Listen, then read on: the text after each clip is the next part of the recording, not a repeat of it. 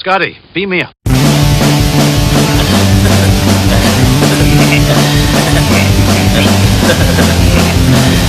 Oh. Smash.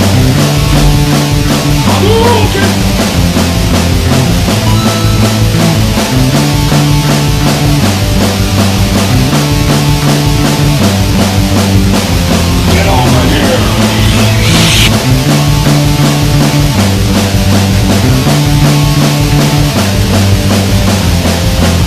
It is pointless to resist.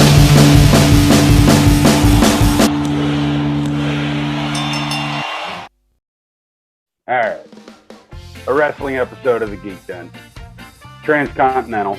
We've got our buddy in England, Lliam. What's up, buddy? Sup? Thanks for staying up late with us. Sorry, I don't know what sleep is anyway. Can relate. So, we've wanted to do this for a while, and I just kind of threw together a little game plan.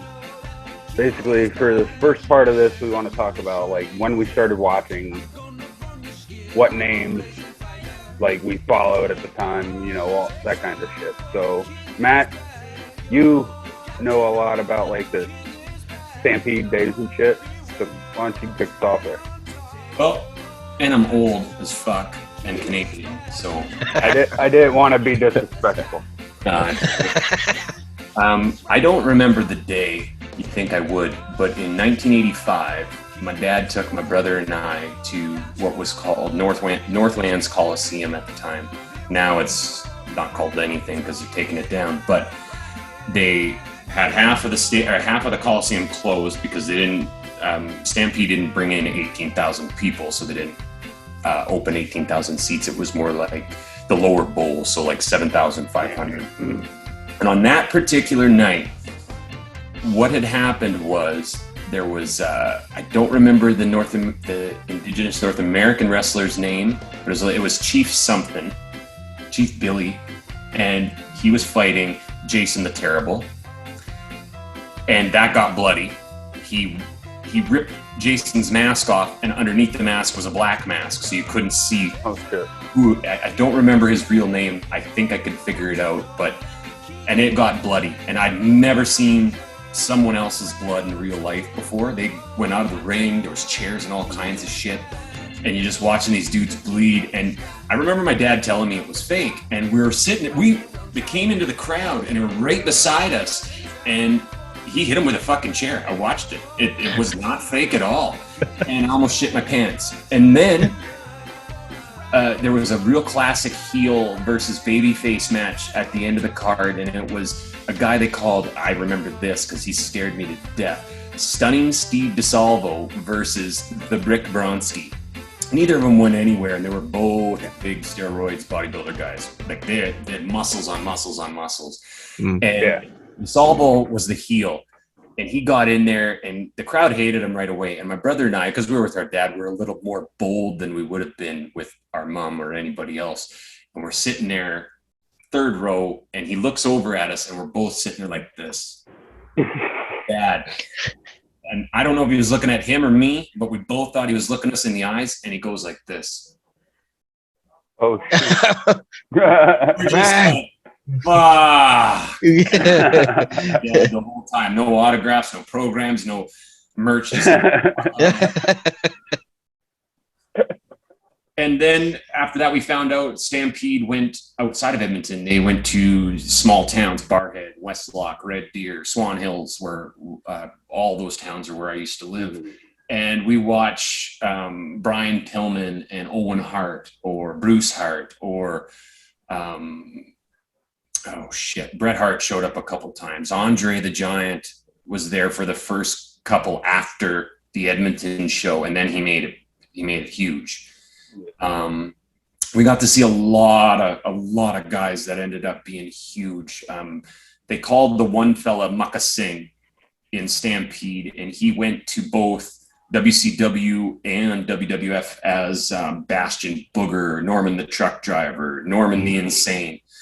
And he was a lot of fun. And he was such a nice guy in person. And he was always a heel in Stampede. And when you go to meet him in person, you're expecting him to be mean or a bad guy, and he never was. The dude was just a teddy bear. I loved him to bits. Yeah. And that's how I got into wrestling. Oh, yeah. That's awesome. But another character he portrayed in WWF was Friar Ferguson.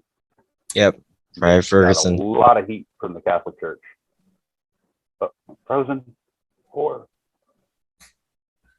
Well, he the one thing I remember after he made it big was in the WCW. He had a pin counts anywhere match with Kevin Sullivan, and the camera didn't follow him, but it ended up in the women's room in the back, and you just hear bang, bang, bang, crash, crash, crash, and Norman comes out with a toilet seat around his head, and he won, and that was that was on a Clash of the Champions. That's funny. Did I freeze up? No, you're good. Okay. When I was talking about Friar Ferguson. No, I heard you all. But... You're a little glitchy, but you're good. All right, cool. All right, Craig, what about you, bud? I don't remember, like Matt, I don't remember the exact first time. I don't have that good of a memory, but my biggest memories were, you know, I was always into wrestling, even as like a little kid. I can remember being like 3 years old and like catching wrestling matches and just being interested. But like my main interest came, or I would say around maybe like 88, 89, around that era, you know, because we got like a hot box at home and it had every single like pay-per-view, whatever you wanted, you know, and I spent a lot of time in front of the TV in front of that thing. But like my best memories, were like WrestleMania, Royal Rumble, things like that, you know, SummerSlam. The first time I ever saw Undertaker, you know, like my favorite wrestler of all time, still to this day, you know. I will never forget the first time I ever saw him like walk down. Yeah. I was always into monsters and I was always into horror, and like he was the first real character that to me that became that persona, you know what I mean? Like there was a couple people before him, I'm sure, you know, but to me that was like my entrance into wrestling and the best memories I have. Yeah. Absolutely. The Undertaker was definitely a big part of my childhood. Because he like the entire time I've watched wrestling, I literally grew up watching The Undertaker. Yeah. He was the one constant. Yep. So before that, it was always Hulk Hogan and everything, but like, man, when Undertaker came in, I think that really took me into a dive into wrestling, because you know what I mean? Like I was into Gravedigger at the same time, you know, everything that had something to do with something monsterish I was into, and like he fit that, especially with Paul Bearer. Like it was the perfect combination. It really was. It'll age me a bit, but I still remember watching him wrestle as Mean Mark Enos. Mean Mark Callis. What? Mean Mark Callis. Callis? I think if you look, he had a couple of those names. Well, no, he had a tag team partner named Mike Enos. Oh, then that's who it was. Hey, man. You saw our 420 episode. We don't remember everything. Yeah. I was there. Hey, I'm talking to the I'm talking to the fans. Our millions and millions and legions of fans. No, we do have a lot of new viewers. It's awesome. We do. We have a lot of awesome people coming in, like taking it a lot farther than I thought. I'm curious about though, because when I was growing up, there weren't a pile of international shows. So what got you into it, Lliam? Well, mine was WWE, same as like most kids, but showing how young I am, my first like big show was WrestleMania 17, and I was like 5. So yes, definitely still a fucking child by most people's standards. Yeah, but look at how many generations we have like sitting here talking about being wrestling fans. That just shows like I how wanted to do this. Yeah. Yeah. I was alive for every single WrestleMania. Yeah. Oh. I still remember when the microphone came. Both. What's that? Was the first one in 83? 85. Yeah, I was around. I don't remember the first WrestleMania, but doing the ring announce, and they still lowered the mic from the roof of MS Madison Square Garden. so yeah, I do remember segments of it. Even being that young, those are the segments, like the little clips of wrestling I remember. Like WrestleMania 1 would have been one of many little clips I have that I remember from when I was really, really young. I've only ever seen that in highlight reels. Me too. Me too. But I remember the first match that really sucked me in for WrestleMania 17 was the Dudleys, the Hardys, and Edge and Christian. And with how you were saying about how you almost shit yourself, being 5, I probably did actually shit myself when Edge did.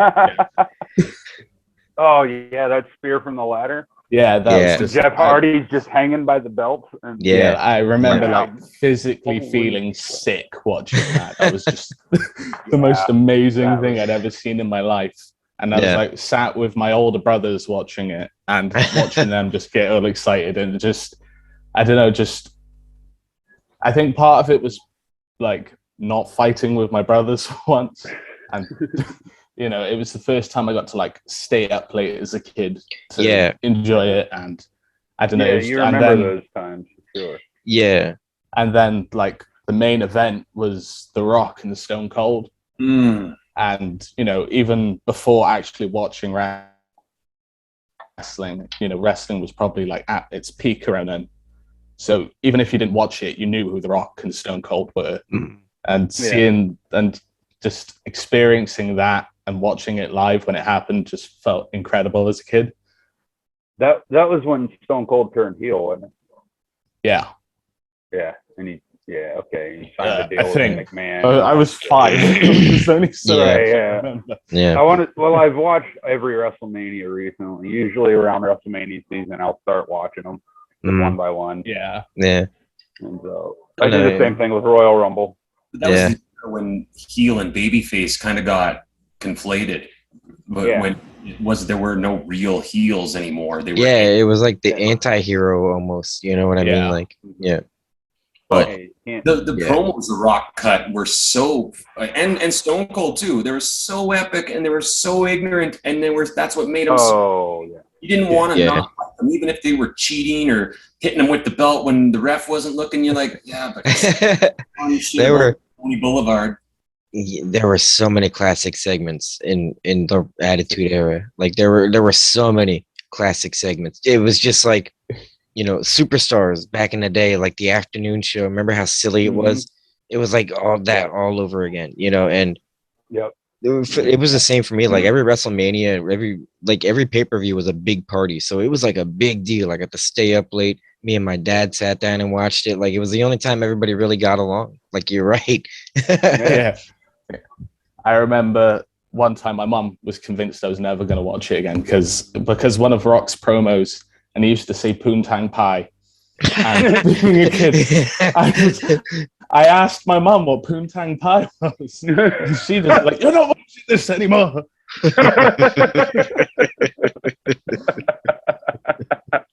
Funny. Get this show off the air.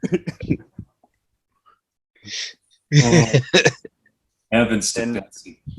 Hey, Mom. Why? Going so.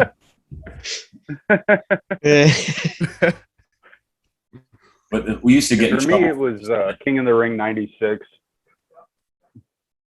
King of the Ring 96. When the first match was Steve Austin versus Wildman Mark Merrow. Yep.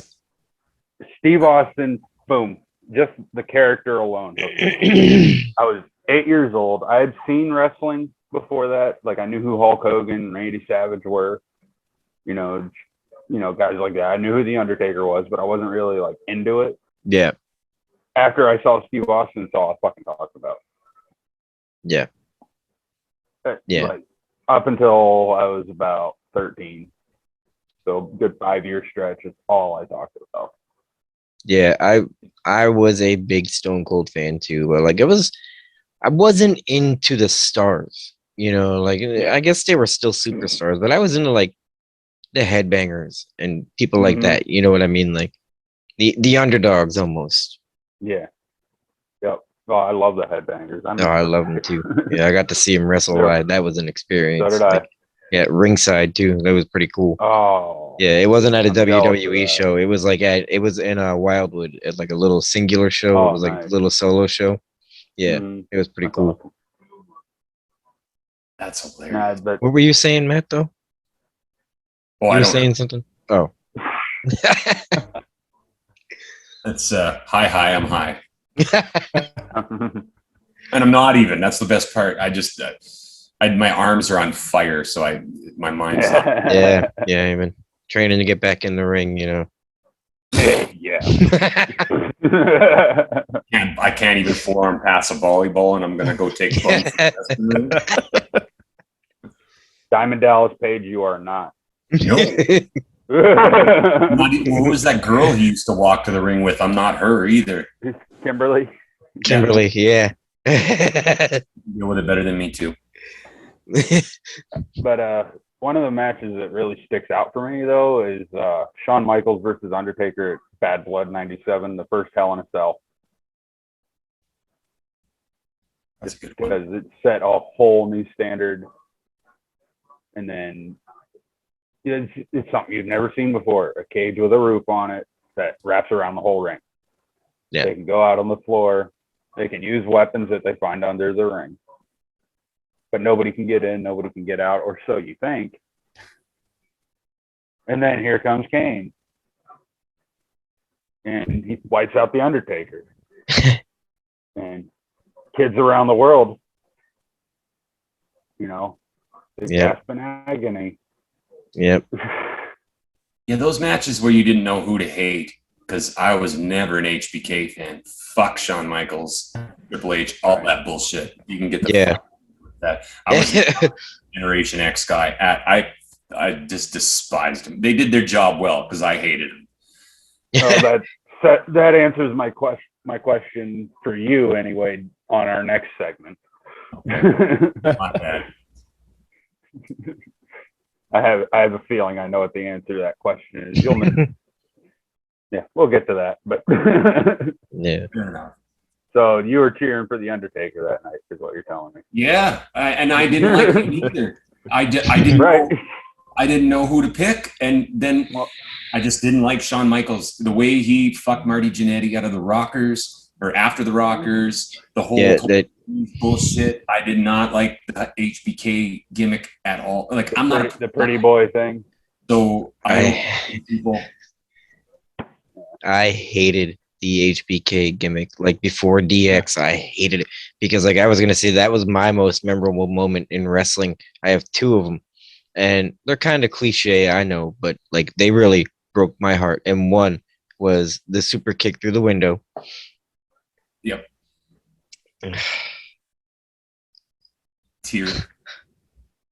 And the other one was when Mankind got thrown off that fucking cell, because I thought it was like a freak accident and he was overthrown, and I thought he was actually like hurt. I thought it was like real and like, well, no, but I mean like it was an overthrow. Yeah. That wasn't supposed to happen at all. Nobody knew that shit was going to go down. Like, no. He almost died like multiple times in that match. Yeah. How that man is still walking, I have no fucking clue. He is so big for his age. Like, yeah, he is. Yeah. He was 300 pounds at that time. Oh, he's at least 280. And it's cliche, but it's true. The bigger they are, the harder they fall. Yeah. I was big most of my life. Gravity is not our friend. Yeah. Yeah, that was actually at the point where I actually stopped getting interested in wrestling so much. Like that kind of broke me. And I was getting, Oh, I was 10 years old, man. I was prime. Yeah. I was fucking I was prime for like the Undertaker release. When he came out, I was like 8, I think. Yeah, 8 years old. So I was like prime for him. Yeah. And then like by the time he did that, I was kind of outgrowing wrestling. Like it was a thing to me.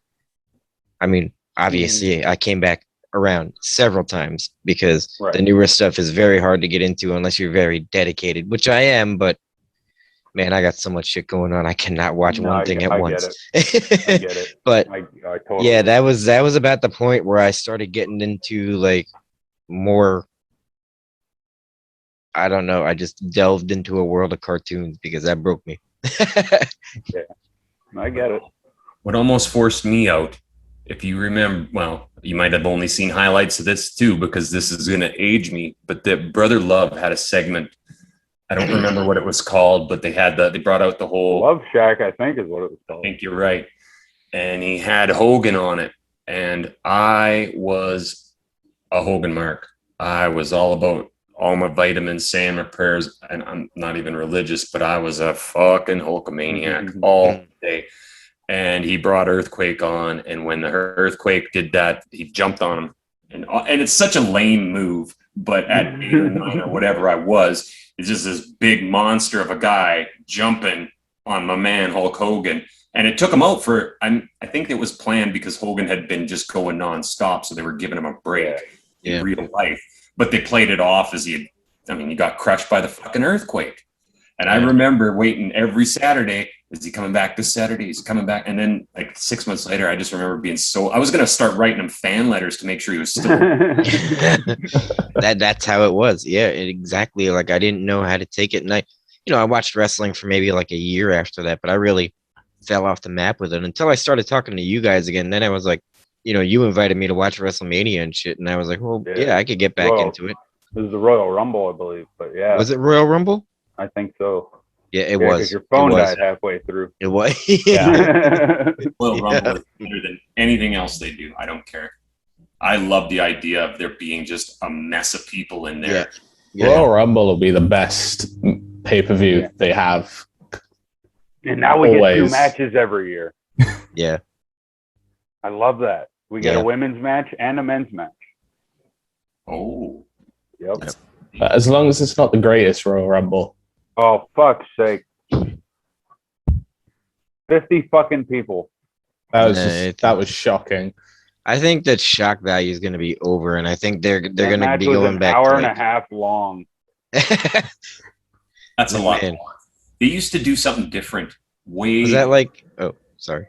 That's okay. They used to do not a Royal Rumble, but what they called a Battle Royal, where they didn't do the 2-minute entries. Everybody just went. They still do them now and then. It's not as big now, though. It doesn't feel as entertaining. At most, you get like 20 dudes, unless there's something major at stake, like a world title. But 9 times out of 10, it's just take turns during the battle royales, though. Yeah. Well, you're not doing any moves. You're not doing their finishers. They're not doing the sweet chin music or pile drivers or tombstones. It's grappling and tossing and kicking the nuts, that kind of shit. Right off the turnbuckle. And you're not getting brave because you don't want to jump into the ring on a crowd of people. It's not a mosh pit. No one's going to be ready. You're going to kill somebody. Yeah. I like a good big battle royale that just turns into what looks like a Roman orgy. Solid. You had me at Roman orgy. The first one was the last 2 guys in it. I don't know if you remember Bad Leroy Brown and Bret Hart. Yep. And Bret Hart and him had teamed up throughout the Battle Royal. And then at the end, because someone has to win, they're not going to be on, you can't team up. There's a trophy. It's like an 8-foot trophy. And Bret Hart tosses him out, and he's not having it. And I don't know if you know any of the lore behind the guy. He doesn't hold his punches. He's a very brutal guy to do matches with. He would really fight you. And he came back in the ring, and his move was a ghetto blaster kick. And really all it was like a spinning drop kick to the back of the head. Yeah. And Bret was in there with the trophy. Yeah, look at me, sharpshooter, best there is, and fucking kicked him right in the head. Picked up the trophy and smashed it on him, and then fucking spit on him and did his whole. Then it's like, I love Bret Hart. Well, you're also in Alberta, so this is Bret Hart's stomping ground. You're in Hart country.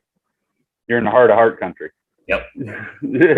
You know, I will say, like, he is one of my favorite heel turns, in all honesty. Like, when he went bad, like, he pulled it off so great. Yeah. He did a fantastic job of being pissed off. Because he was, like, in real life, I know, but, like, he pulled it off, like, the act so well at the same time. Because remember, we didn't have internet and shit. We couldn't be this nerdy back then. No. There was so much work to put into. That's like, that's what I mean, like, with the Hell in the Cell match. Like, I thought it was a freak accident and he died, and I was like, or he was gonna die, and I was like, oh my god, I can't watch this anymore. Like, you know, with Owen Hart and everything going on, like, it was a pretty dark time for wrestling. It was less than a year later. Owen Hart happened. That was fucking weird. That was rough. We had a hot box for that one, and we watched that live. Like, so did I.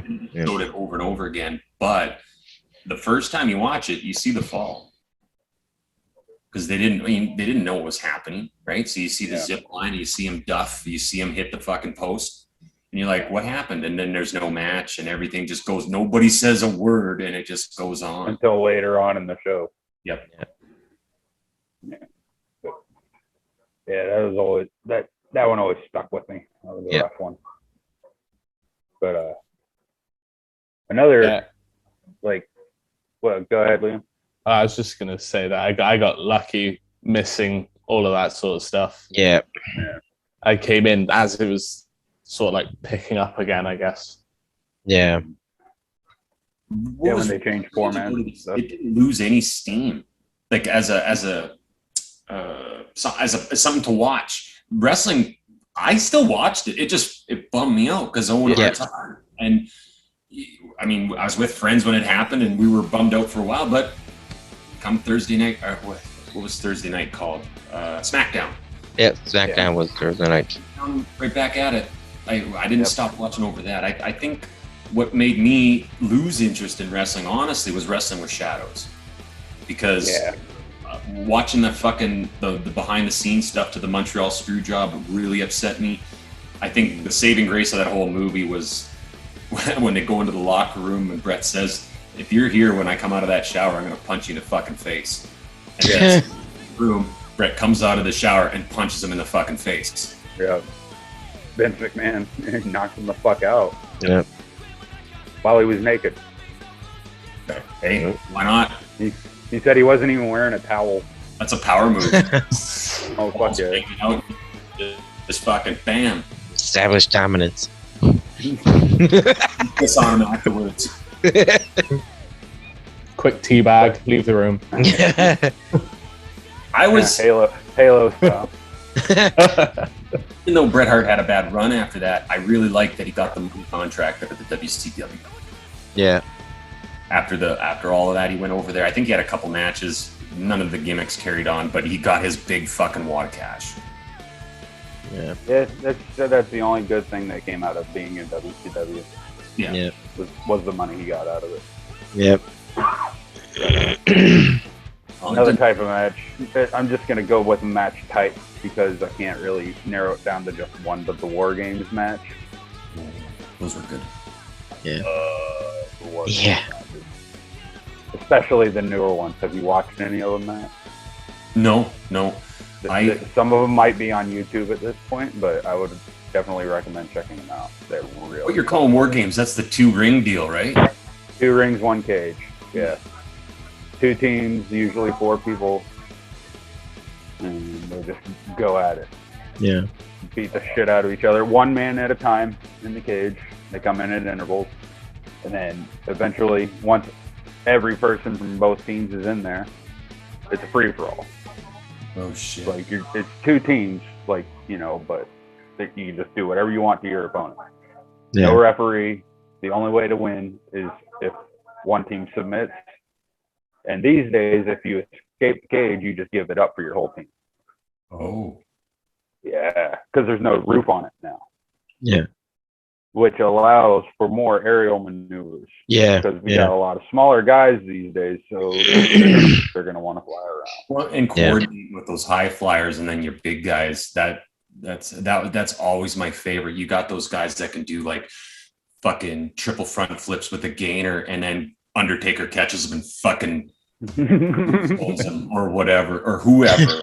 Like Undertaker, Kane, Big Show, that fucking guy with the I don't remember what they call El Gigante and the dude with the little meanie or blue meanie. Like they just had big monster dudes that just could catch a guy, fucking pop him on his head. You mean the Giant Gonzalez? That's the one. Thank you. Yeah. That bodysuit Harvey terrified Whippleman me. was the other guy. Yeah. That bodysuit was horrifying. Yeah, it was. It was. Do we want to take our first break here? Or?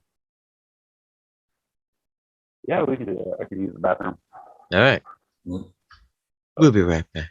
I can quickly play fucking hands too.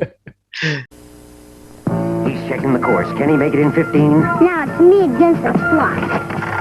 Introducing Big Wheel Rally Cycle. Big wheel with built-in rally timer. Fat racing wheels.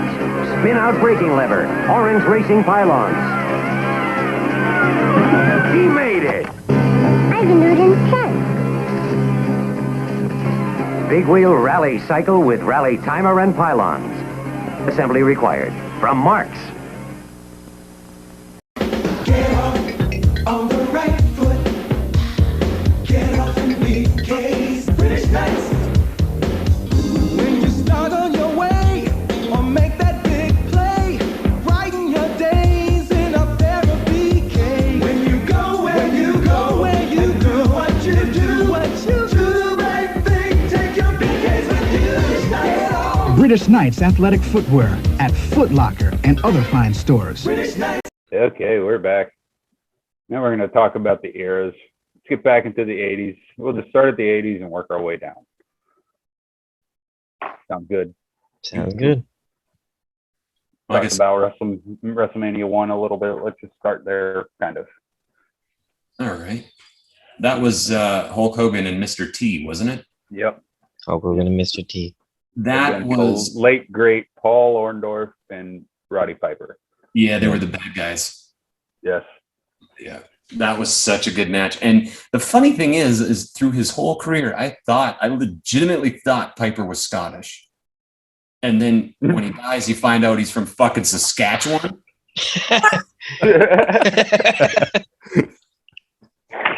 Yep. I actually found that out during his Hall of Fame speech. I was like, oh shit, he's Canadian. Put the glasses on. Yep. He knew how to play the bagpipes, so that's why he was originally called Roddy the Piper. That's right. There was a magazine, a WWF magazine, a monthly that used to come out, and they did. There was a collector's edition where they had the bios of all the wrestlers, and they had name, birthday, where they're from, and then their finisher move. And everybody except for Piper had a finishing move that you had known. And Piper's just says, whatever works. And that was how he wrestled. It was ball kicks, eye gouges, hair. He was the filthiest fucker ever. Yeah. They say Ric Flair is the dirtiest player in the game, but Piper probably. But it was so adorable from Piper because he was. Oh yeah. Yeah, it was acceptable. Because it worked when he was a baby face or a heel. Mm-hmm. Well, it did with Ric Flair too, though. Yeah, and Ric Flair had some really good ways to take a bounce and a bump. Oh, fuck yeah. He'd get clotheslined over the top rope, land on the apron, run to the other side, go up to do the double axe handle, and every time get thrown. Yep. or he fucking gets thrown from the top. Depending on who he fought, and every time, and then he'd do the whole like he'd hit his back on him. He does that whole fucking thrash move. He was so good at taking an ass kicking, and then Arn Anderson or Tully Blanchard would show up and give someone a poke in the eye or dust in the face, and he'd end up just rolling on top and getting the count. Yeah, for sure. But he's up there with. Wrong.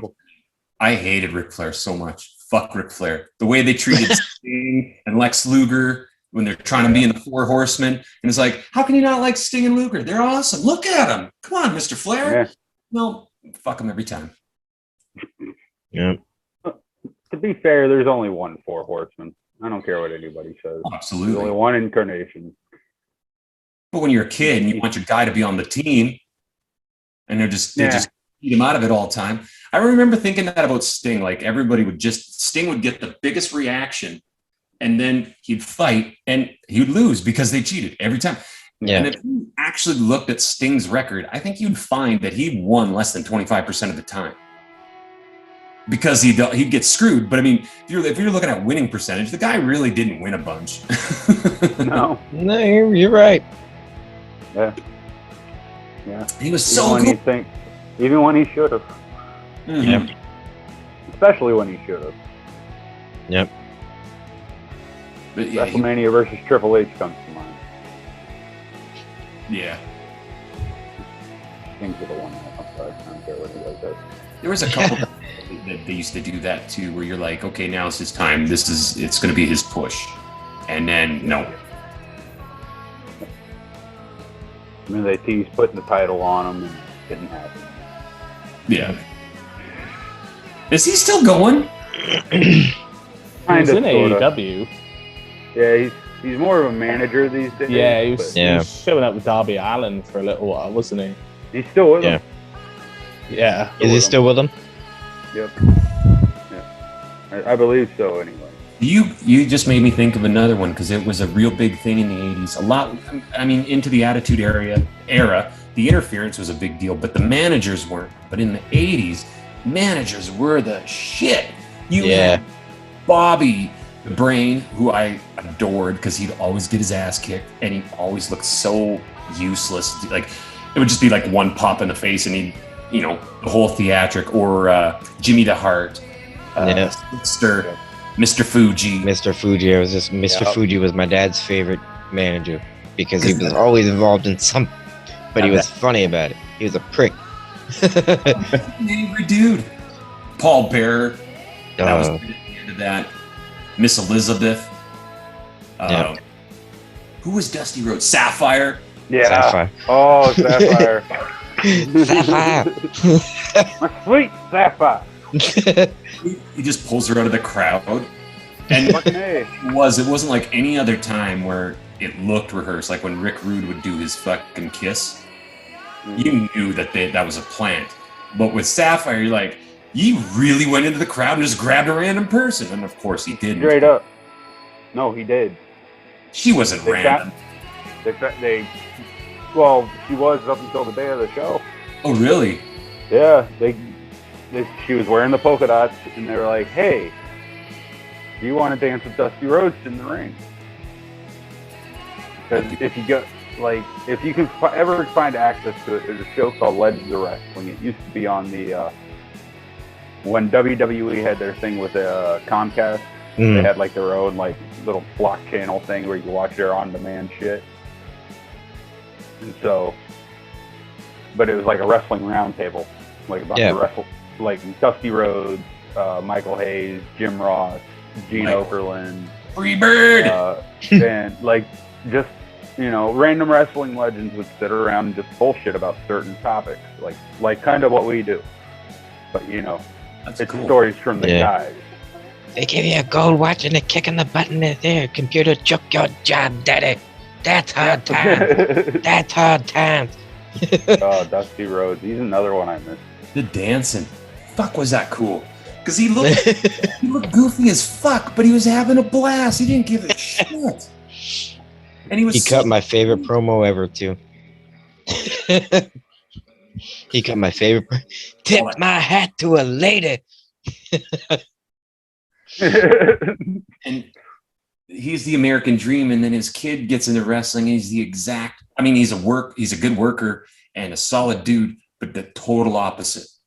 He was not there for a good time. He was there to be gold dust. Yep. Dustin Rhodes, like for sure. He's special. He is definitely got a mystique to him. He does. And he's 50 years old, just recently turned 50 years old. And he's still going.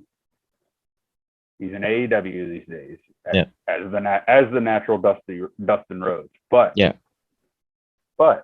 his outfit is similar to Goldust, It just doesn't have sleeves, and it's blue instead of gold. Right now, anyway. It was red originally. And isn't he like at a half face? Yeah, he paints half his face. Yeah. I like that it it was worked. a shout out to that. The gold and black was a shout out to that singlet his dad used to wear. That was Yeah. fun. Yeah. And the dude could cut some creepy fucking promos too. Yeah, yeah. he could. Man. Well, look where he come from. Oh yeah, master. The best fucking talker in the business. The best talker in the business. Yep. Goldust, for me personally, was at his best when he was with Booker T. Just that shit was I love funny. I love Booker T and Goldust. That shit. Just everything. That guy was a specimen too. Every once in a while, there's a guy that just jumps out between physique and ability, and just the ability to speak. Booker T was one. Ron Simmons, if you remember him, Nation of Domination. Yep. Oh yeah, Doom as well. Yeah. And that dude, him and Butch Reed. Yeah. Yeah. But Ron Simmons was a fucking legitimate athlete. He was a pro football player, and boy, like he even took on another name, I think, when in the Attitude Era, wasn't Farouk. he? Farouk. Yeah, Farouk. Oh, Nation of Domination. Yep. Yeah. That's great. That was it. I liked that team too. Yeah. Yeah, they were awesome.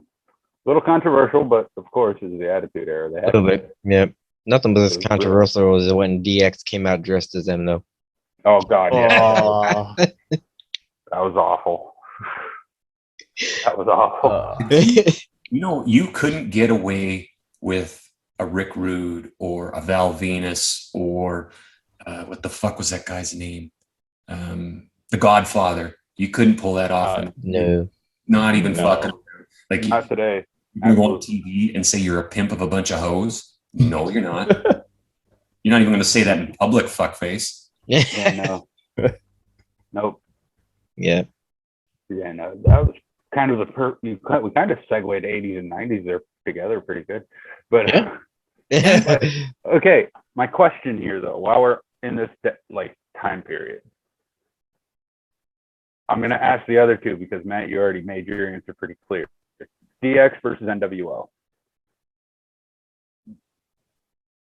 DX. DX. DX. Yeah, I'm gonna have to say DX, but again, when I was watching wrestling, they were much bigger. Yeah. Yeah. Yeah. DX and NWO is a race for the bottom. I was not into NWO at all, and then they really beat that horse by doing the Wolf Pack. Yeah. Wasn't Hogan was NWO, wasn't he? Yeah. Yeah, And he was one of the first. Yeah. I didn't like Hogan. See, back then, I took that war pretty seriously too. I didn't watch WCW. I watched WWE. Like I did not mess around. I went between the two. Oh yeah, because Nitro came on an hour earlier. Yeah, I would watch bits and pieces, but that was about it. But I would watch Nitro for an hour. Then at 9 o'clock, I would switch over to USA, watch Raw. And on commercial breaks, I'd flip over, and if Nitro was on, I would watch that. But I would flip back over as soon as the commercial was done. Yeah, I got to where I could time it out. Yeah, I don't think I was too far from doing what you did. I did not pay much attention to WCW at all. Like I knew what was going on in it, but like wasn't my thing. And I would watch WCW on Thursday nights because I didn't have UPN. Yeah. So I didn't have access to SmackDown, but I had access to Thunder. So I would watch. That's how I watched WCW. I would watch Thunder. Well, and WCW Saturday night as well. Where WCW, I think, until they started throwing money at everything, they really had it figured out. They were doing main event cards on non-pay-per-views. There were no designated losers, no Brooklyn Brawler, no Jimmy Snuka, no Tom Zink in WCW on Clash of the Champions, right? Like they were legitimate matches where when you watched through the 80s and into the 90s, WWE didn't have that. If you were watching a Saturday show or a Monday night show before the fancy names came in, you were watching a big name beat the shit out of a little name. Yeah. Yeah. I mean, if you were watching close enough, you could pick up on guys who became somebody else, because Mick Foley did that. And they even I remember in the first match, they asked him what his name was. And he's like, well, I want to be called Cactus Jack. And he's like, no, you're a loser. You don't get a name. What's your real name? Yeah. And in that first match, they called him Mick Foley. And then after that, then he got to do his thing. Yeah. But you reminded me of more managers bringing up the WCW in that era, because that's the two other managers I just despise are Jim Cornette and Eric Bischoff. Oh, yeah. And they were WCW. Oh, goodness. Boy, Jim Cornette especially, because A, he was a great promo cutter, and B, he had that fucking tennis racket and just wanted to shove it up Jim Cornette would have been like the end of the NWA days. Oh, yeah. Into WCW. So, because he was, when I was introduced to Jim Cornette was in the mid-90s. Yeah, and he was ECW. But same thing. What's that? He did ECW for a bit, didn't he? Only when there's that crossover in '97 with WWF. Right. Or when they bought him. Mm. That they kind of sort of. Or just swallowed it, I guess. They kind of just did like a little talent exchange. Okay. Like that's how Al Snow wound up in ECW. That's how we got Rob Van Dam for a little bit at WWF in the '97. Al Snow. Yeah. Walking around with his head. That's another joke that wouldn't fly today. Yeah. Listen, man, that was fun. Or even when they used to make the ladies have those ballroom gown matches, it always end with them, and the idea was to rip the dress off. That was when you won. You're not doing that today. Nope. No. Again, attitude error. You can't do any of that stuff. Yeah. No. Oh, there was more than that came out of that. Like we brought up earlier, the Hell in a Cell, the Epic, the high, like with the Hardys and the Dudleys and all them the tag teams that could complement each other like that and do the 15-foot stunts without a cage or the big flips, and they weren't hurting each other. Well, I mean, some of those guys got hurt because those are fucking stunts. Oh, fuck yeah. Yeah. But they could do it so well. It was a lot. I think that was the big difference, because the guys coming in the 80s, they were going for size. They wanted to look like bodybuilders and surfers. And then into the 90s, punk rock. They wanted you to look like they wanted you to look like real people so that you were relatable. Yeah. Yeah. They wanted people watching. Yeah. And then you get this skater looking fucker doing 5 flips and a kick and grabbing a briefcase off a fucking chain. Like, what the hell? How'd you do that? Yeah. It's all live, right? They practice, but if they fuck that up and the guy's not helping them out, you're going to eat shit. And that was the best part of that. Really hurt. Yep. Guys, as much as they looked like they hated each other, they were taking care of each other. Well together. Holy shit. Yeah. Oh, yeah. I've recently watched back a lot of late 90s stuff, early 2000s, and it's just, holy shit. These guys are at each other's throats, but they're really talking to each other and like, okay, this is what we're going to do. Yeah. I'm going to take care of you, but if you do me wrong, I'm going to hurt you. Yeah. And that was the code. It's still the code, but yeah, you couldn't do it. You couldn't do a show like that, like in COVID days, because you would hear them like amping each other up and helping each other out, and it would kill it. You know what I mean? Because you could always see their mouths moving. That's why they had to start piping in crowd noise. They did that. Yeah. They did do one without the noise. My wife watched one, and she said, because when they do the punches and shit, they do the stomp on the mat. Like all that noise. Yeah. You hear every single one, and it totally, that illusion is fucked. Right. Then you bumps, and that it's, I mean, look, I don't like using the word fake because it's not. It's real. It's as real as it fucking gets. And I think that was their motto for a while too. Mm-hmm. It's not fake. The only thing that's happened is they know who's going to win. It's just choreographed. Yeah, the stuff, and even men, it's not really choreographed. They work on it. Yeah, they have a lot of like shoot spots and stuff. Yeah, yeah, that's true. It's true. The punches and kicks, for the most part, are all simulated. Yeah. So because they don't want to hurt each other. Yeah. They're putting on a show. They know they're actors, is what they are. They're just stuntmen. They're stuntmen, is what they are. Yeah. They're stuntmen who act. And they have to be good at both, or they're not going to stick around. Exactly. Exactly. And if you're not good, you got to have a good manager. Like, if you're not good at the talking part, you got to have a good manager. There was tons of those guys who could only do one, right? They could only cut a promo, or they could only take a hit, and they never lasted. Yeah.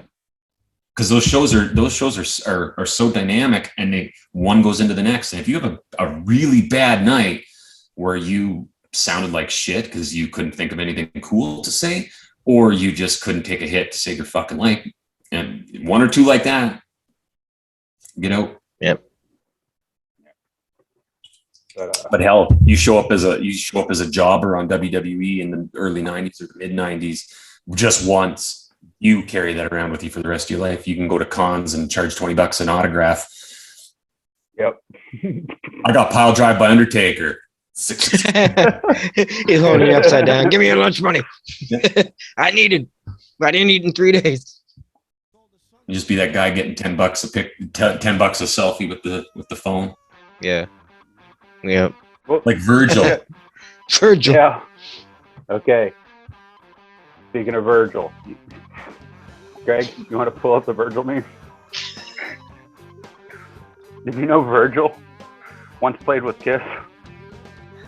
What? You're gonna see. I sent some memes. Oh.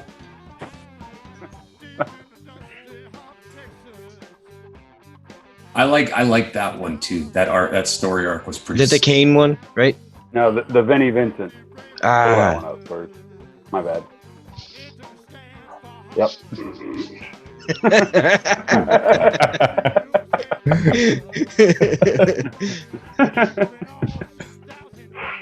Vinnie Vincent.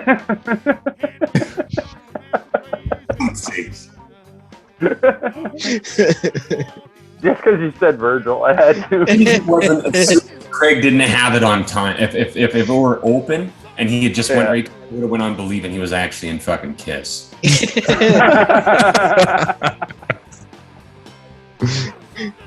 Oh man. Oh, but yeah, now you can pull up the Kane one. That's a good one. Because I am this. This is me in a nutshell. Every now and then, anyway. But when I was a kid, it was real. Random stranger wearing wrestling merch. Yeah, that's yep.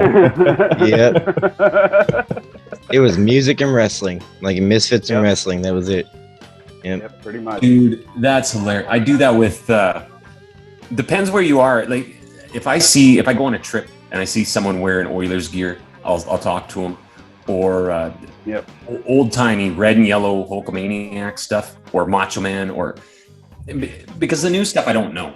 So if someone shows up wearing a shirt for somebody new, I'm just a pile-on. But it depends who it is. But there's still people who have the retro stuff, and that'll start a conversation with anybody. When I go to a hockey game here at Rogers Place, I don't wear Oilers or any modern team. I wear a Hartford Whalers jersey just because it makes people talk to me. Right. And Hartford hasn't been a team since like 1993. But Gordie Howe played there, right? Like, yeah. Gordie Howe. But I'm getting off topic. Not everyone loves hockey, and I mean, I'm not a big fan anymore either. Hockey barely exists over here. Yeah, really. Funny story. Before we go back to wrestling, Liam, a buddy of mine went and played pro hockey in England because he just wasn't good enough to play here. The one thing England does that there's a step below pro, but it's not junior. It's for adults. I don't know what it's called in Canada. I don't even know what it's called in England. Semi-pro. No. No. And this guy, like farm team. Yeah. There you go. And he goes over to England. He plays. He does all right. I mean, he wasn't even the best guy on an English team. So even then, he could go to Japan and not be on the team. Yeah. And so I wanted to surprise him, and I go on eBay just for shits and giggles because it was pro hockey, and I look him up, and sure as shit, there's a hockey card of him. Has stats, everything. I buy it for $1. And then when you go to checkout, the total bill was $20. And I'm like, what the fuck? It costs more to ship a hockey card than to buy the card. And I told him that. It comes, I show him, I'm like, this is how big a fan I am of you, Graham. And he's like, that's awesome. I'm like, you owe me $20.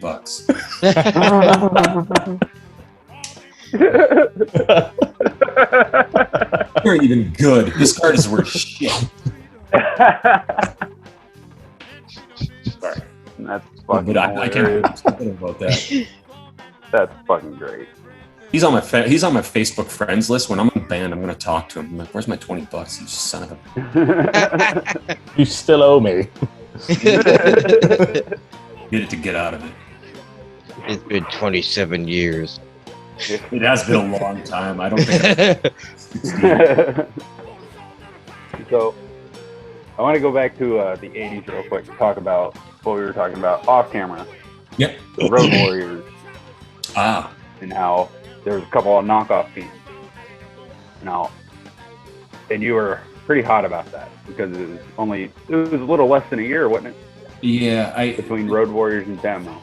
Well, Google says that the Road Warriors were formed in July '83, and that the Demolition was formed on January 4th, 1984, which I find the specific date very, very unsettling. Like, really? There was an exact day, one event, where the event before that, there was no Demolition, and now there was. But, yeah. Debuted as a team would probably be a better way of saying that. Yeah. Made their television debut as a team. Right. They probably just worded it weird. Well, I think that even when they started, Axe was old when they started as a team, and you could tell because Smash took all the fucking heat, like all the real serious moves. He was the one that took it most, and Axe kind of stayed, and he was there he is. And Axe kind of just the leader, and then they brought in Crush, and I thought that kind of ruined it because they took on a Killer Bees vibe. I don't know if you remember the Killer Bees, but their big thing back in the day was the masks. They would go into the ring, take their masks off, they'd fight, and if they started to lose, Brunzell and other fella would roll into the ring, put their masks on. Brian Blair. Yes, thank you. and Demolition did the same shit. Yeah. As if the different face paint didn't tip it off either. They really drove that home. It's like, I can't tell the difference. Yeah. You know who didn't do that? The Road Warriors. Well said. That's why they're the OG. And honestly, they're my favorite tag team of all time. I love Demolition too, Craig. No, I love the Legion of Doom too. Like I really do. I love Road Warriors. My favorite tag team of all time is neither of them actually. And I'm not just saying this to pump Liam's tires, but I was a big British Bulldog fan.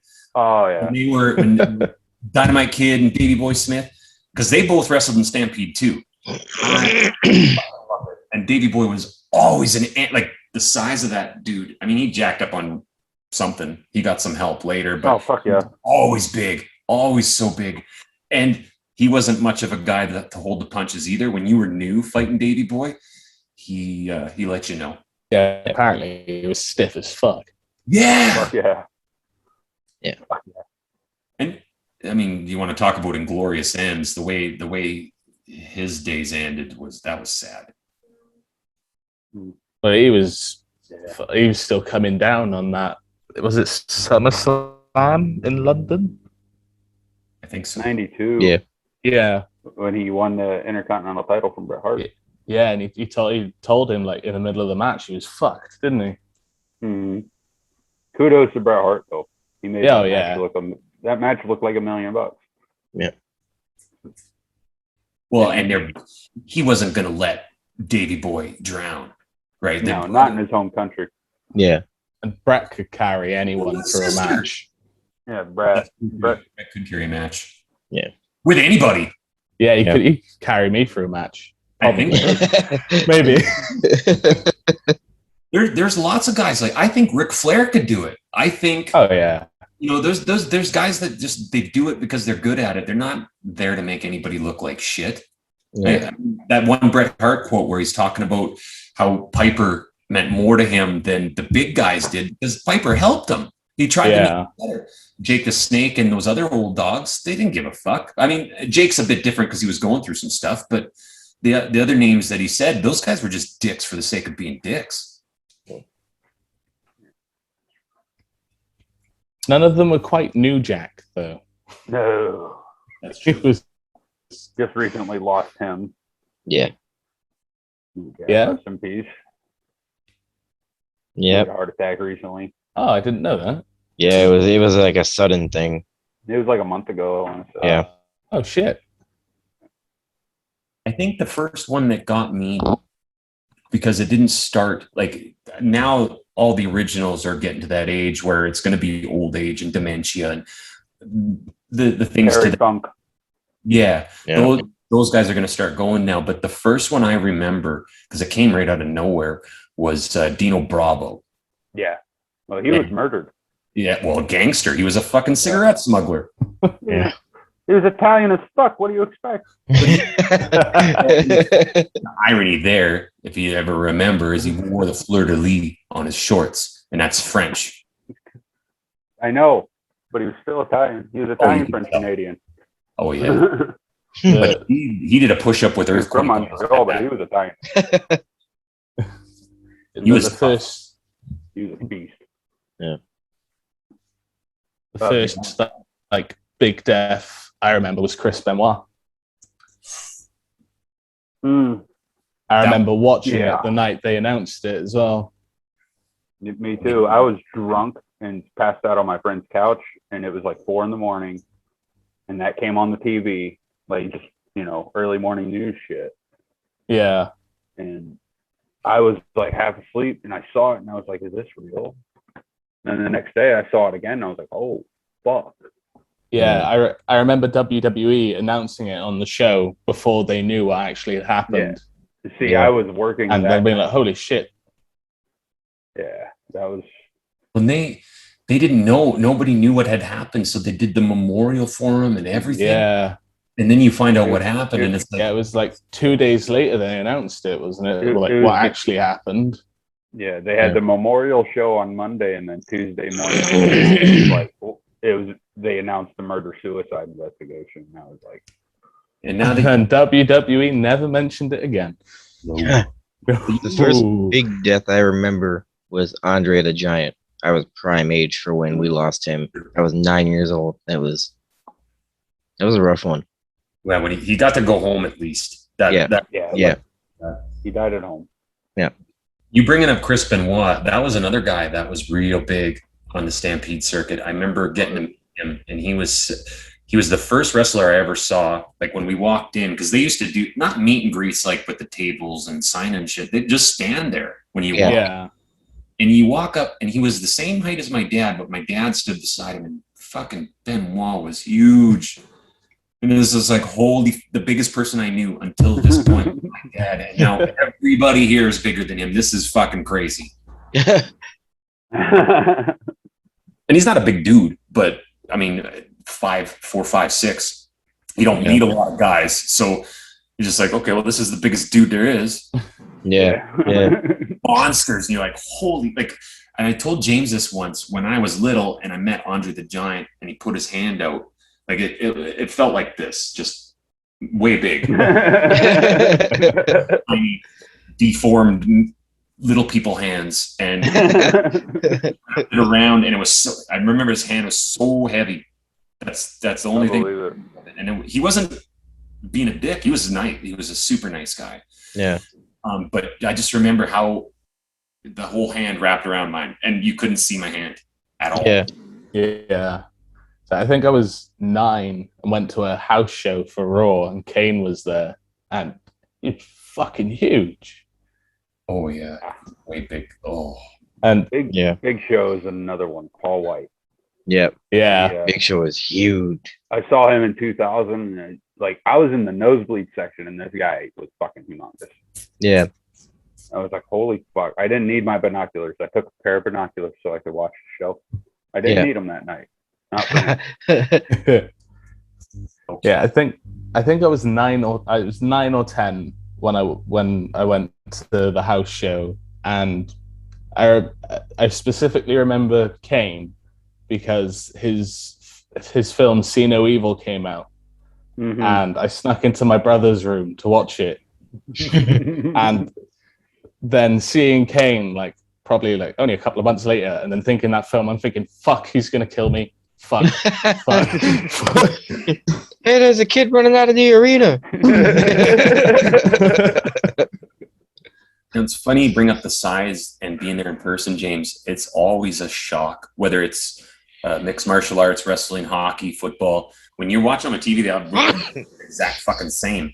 And then you're there in person, and you can really see the big guys stand way out. Yeah. I think part of that is you know when you're watching TV, whether it's something that's live or you meant to perceive as real, or a TV show, there's not much separation between the two because it's always on the screen. Yeah. In reality, everything feels real, even if it's supposed to be on the screen. It's not until you're there. Yeah. The live show is so much better. You can't take it it's the same as watching live music on the TV and going to a live show. There's something that you can never replace from actually going. Yeah, you can watch all the live concerts you want to, but until you actually go to one and experience it yourself, you're never going to. Atmosphere's not washing on you. Exactly. Yeah. But while usually house shows. Yeah. House shows are awesome because there's no commercial breaks. Yeah, and they're just there to have fun, you know what I mean? But I mean the road shows, but without recording, you know what I mean? Yeah, that's what I'm talking about. When they just go there and there's no cameras, they're just there to wrestle. Yeah. And there's nothing like it. Wrestling. That's why I love NXT so much, because it's more focused on the wrestling. Yeah. Yeah. You know what I'm saying? But you mentioned See No Evil, and that just kind of bridged the gap between the Attitude Era and the Ruthless Aggression Era. Just that time period. Yeah. So, that was around when, I figured, quite a bit about that time frame, because that was prime time for you, I would say. Yeah, that was my sort of era for watching it. Yeah, when John Cena, Brock Lesnar, Randy Orton, all them guys were making it huge. Yeah. Yeah. And those, Brock Lesnar, we all know the beast that he is. The man, he's unstoppable. Yeah. He's a fucking monster. Both as a person and as a in-ring competitor, because he doesn't care if it's predetermined. He doesn't give a shit. He's gonna hurt you if you don't do what he wants you to do. Yeah. And very badly. I walked into MMA and fought a former champ who's a fucking jiu-jitsu black belt, and just because he was inexperienced, he got caught in a fucking armbar. Got caught in a leg bar. Yeah. Leg bar. Yeah, that ankle lock or whatever the fuck it was. And then he fights him again, and he just beat him. Creams him. Creams the wasn't fuck even out. Fucking close. And he hit him 4 times. Yeah. But fucking big meat hooks and just and Frank Mir looked like he got hit by a truck. Yeah. But fucking Brock Lesnar, he's a monster. Yep. And you got a couple of Brock Lesnar memes too, Craig. While we're talking about him. But yeah, I have a lot of respect for him, just because of what he can do in the ring. Yeah. But I hate the way they give him titles. Just because he's never there. No. anything WWE does now is just shit. Yeah. At least for the main roster. I mean, at least we get to see both titles on the show. Because both the champions are there. But yeah, just watch out, Matt. Though. If you Now, switch, do you think I got to pull them up? You're good. You're good. if you do the switch there, because he's one wrestler that made the jump. Well, I guess two, because CM Punk did too, from wrestling to MMA. But the real interesting thing, CM Punk got his ass whooped. yeah, that did not go well. he didn't. The difference is CM Punk trained, right? Brock Lesnar competed in wrestling. He was a fucking top tier wrestler. CM Punk was Double A champion. Yeah, CM Punk was a wrestler. He wasn't an athlete. Yeah. But All right. I got one here. You had Ken Shamrock, you had Steve Blackman, you had Tank Abbott. All of them guys started in MMA. Yeah. Some form of martial arts. I can't remember them all. Ken Shamrock, Dan Severn. Dan Severn, that's the other guy. Okay, so you got I got one some of here. them up.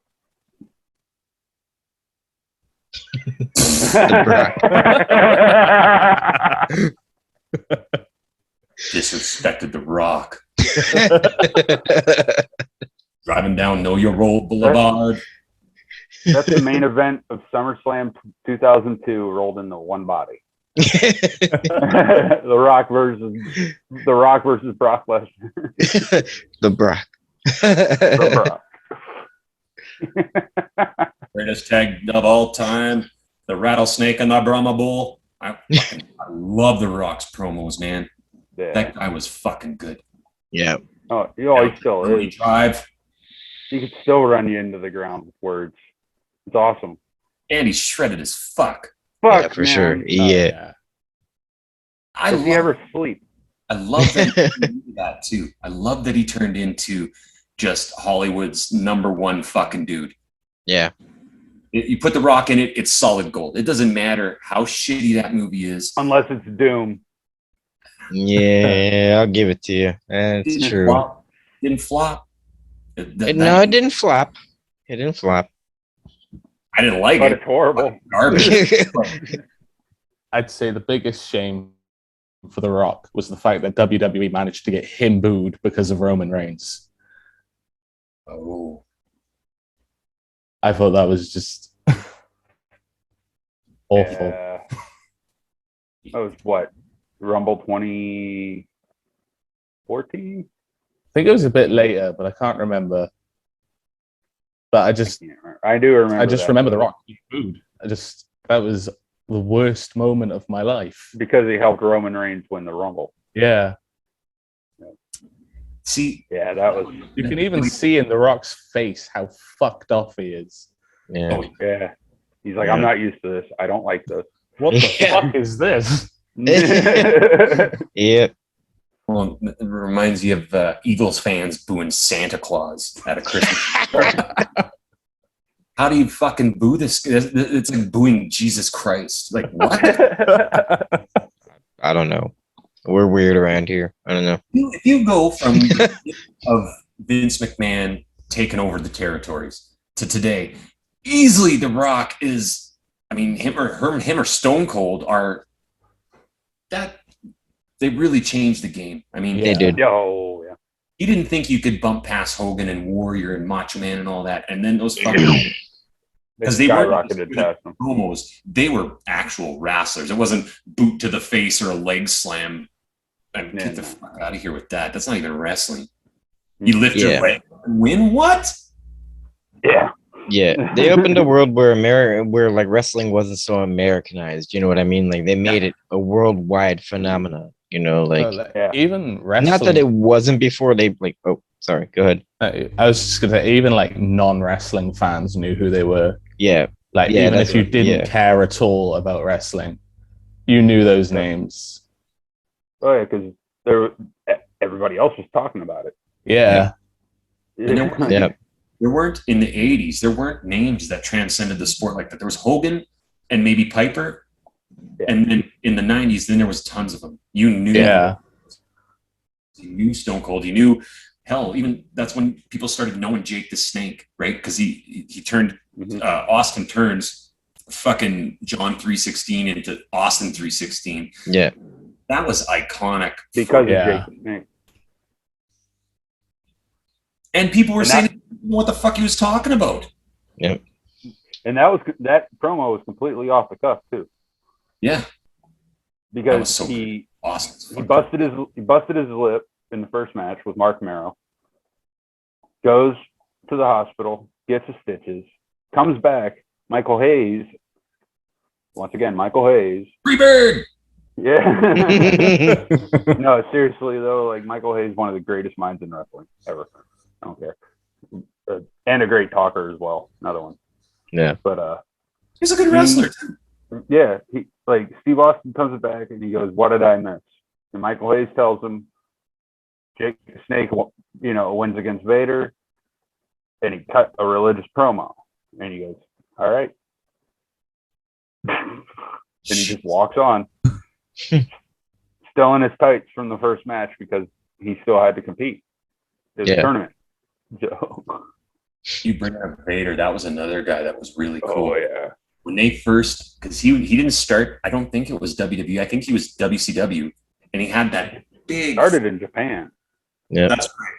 You're right. But he had that big fucking smoke machine. And then he went to WCW. He looked like an elephant, like Star Wars character. Yeah. Oh yeah, it was great. Yeah. He was one of those guys you dreaded too. You're like, oh my guy's fighting. Ooh, Big Van Vader. That's a big deal. Fucking got his eye knocked out in a match with Stan Hansen in Japan. It's popped completely out of socket. Yeah. If you watch the match, you can find it on YouTube. If you watch the match, you can see the eye hanging out of the fucking socket. I've seen he that. He pushes it back the fuck in. I'm taking your word for it. And finished the match.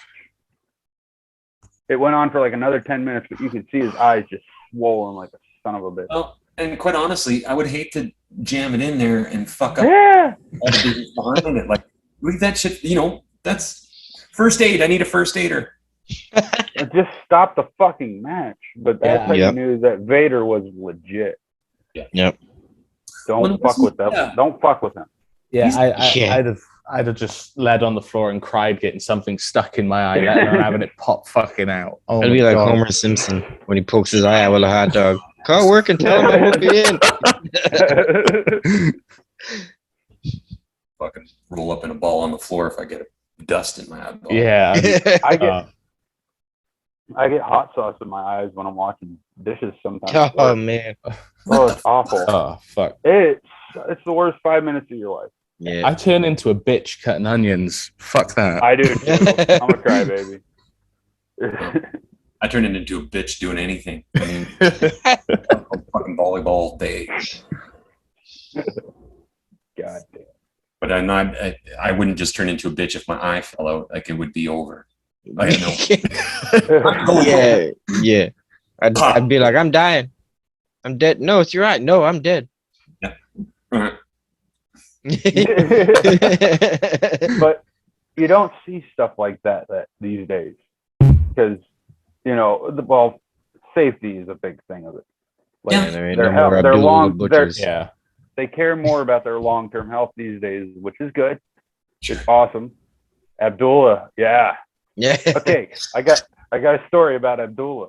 Right. There was a indie wrestling show back in '99 that came to Lock Haven University right down the street from me. And I heard about it on the radio, and Mom was driving me to wrestling practice of all places. Mm. And I said, Mom, I want to go. Because they said Tony Atlas was going to be there, Jimmy Superfly Snuka, Bruno Sammartino, and Abdullah the Butcher. And I had just gotten the Best of Halloween Havoc VHS.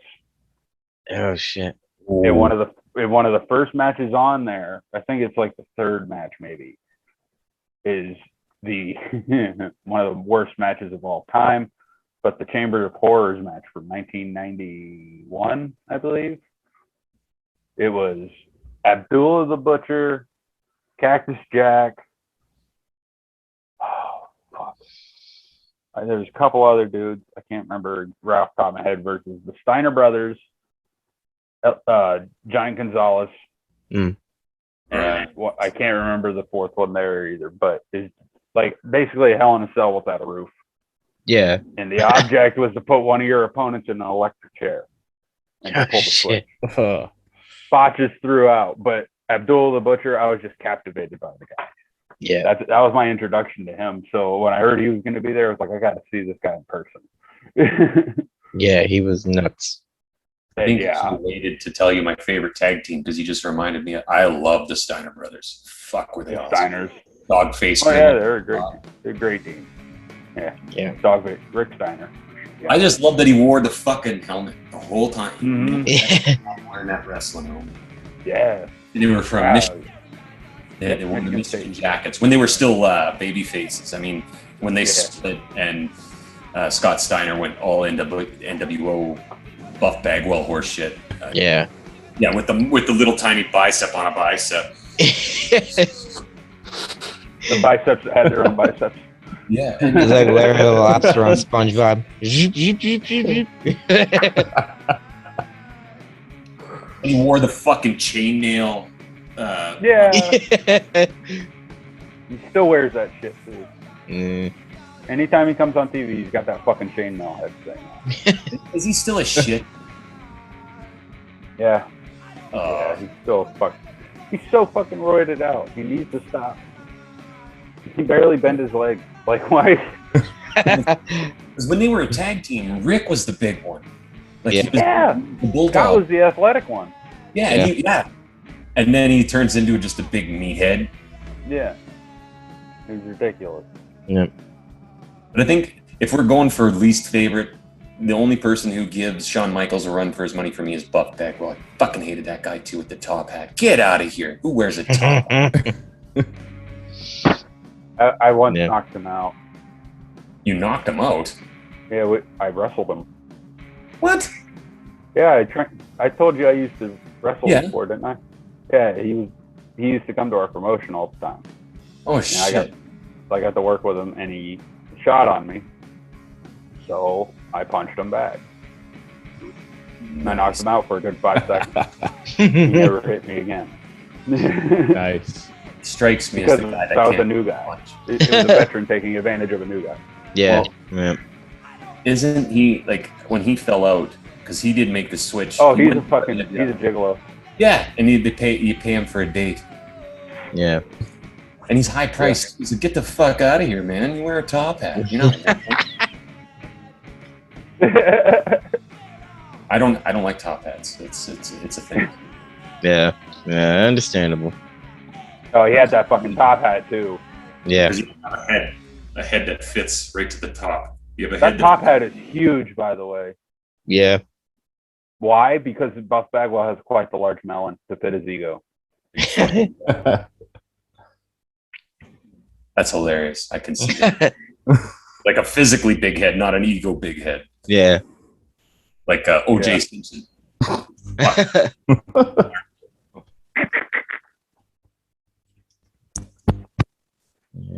You guys cool for one more break?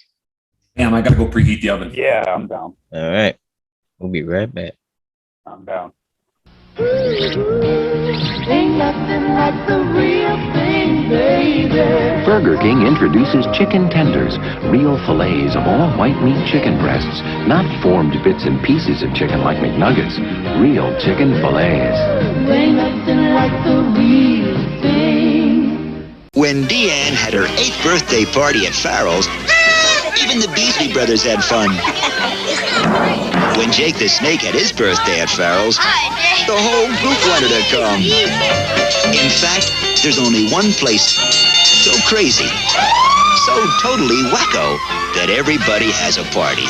Farrell's. Because whether you're 6 or 14 or right in between, you always have a party at Farrell's. Okay, we're back. So, pretty deep, pretty good conversation here, but we're going to touch a little more on the 90s stuff, like specifically, I don't know, where do you guys want to go with this here? Like, what? I was biggest in the Attitude Era. Yeah. Like, that was where I shined for wrestling. Yeah. I mean, like, the 90s were Me cool too, all really. around.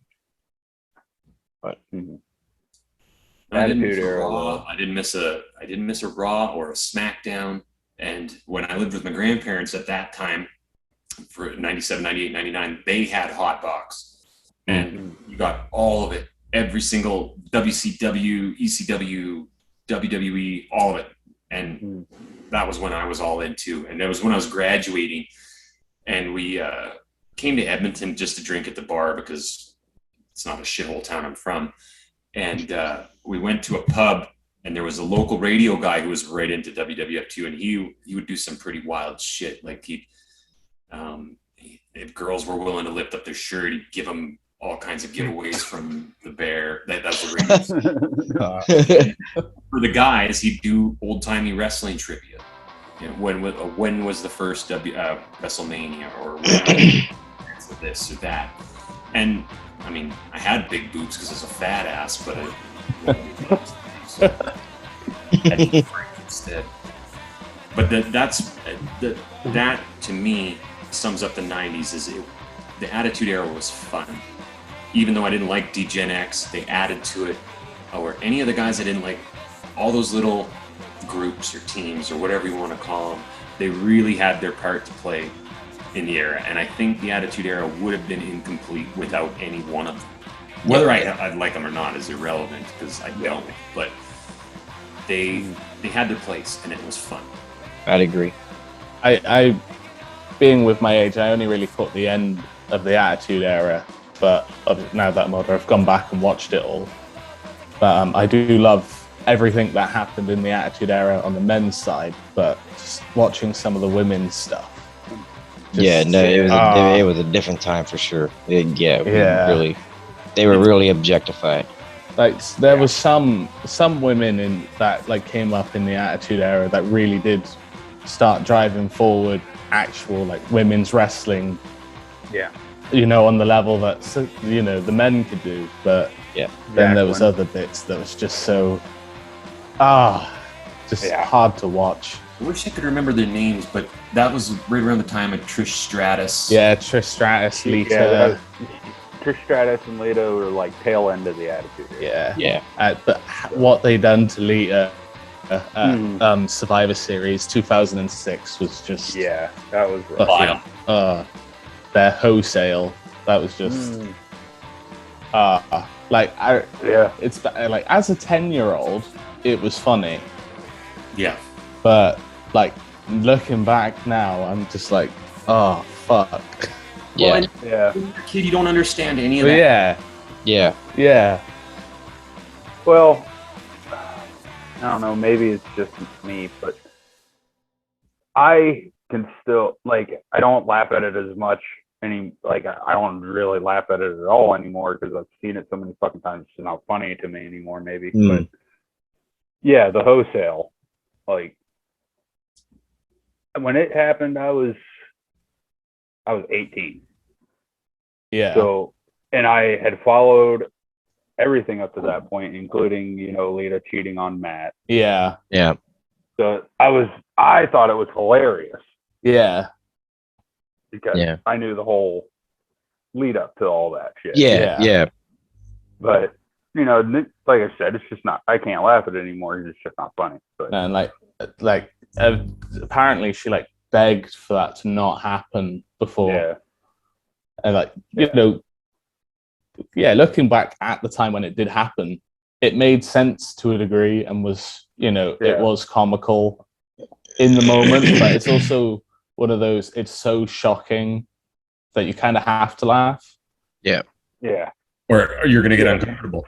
Yeah. Exactly.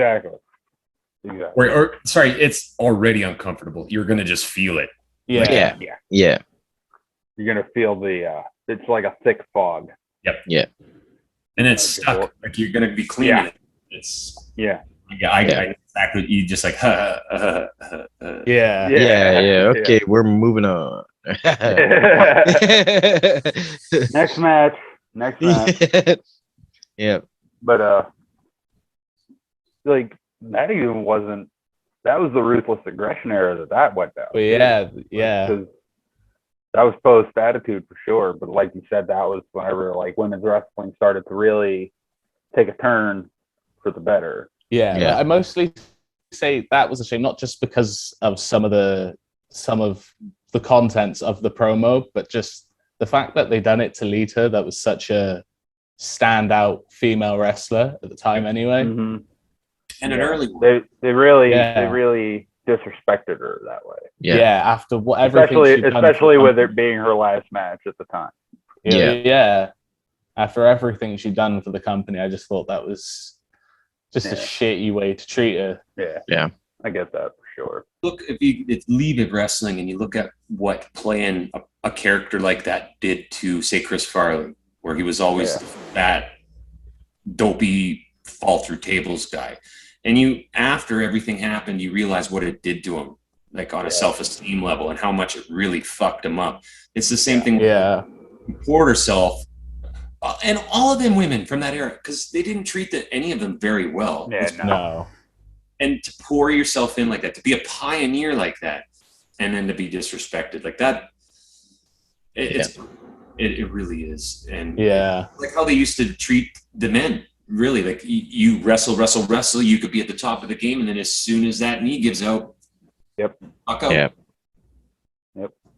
You can go 285 nights out of 365 a year, but the minute you miss one that they don't let you, you're done. Yep. Absolutely.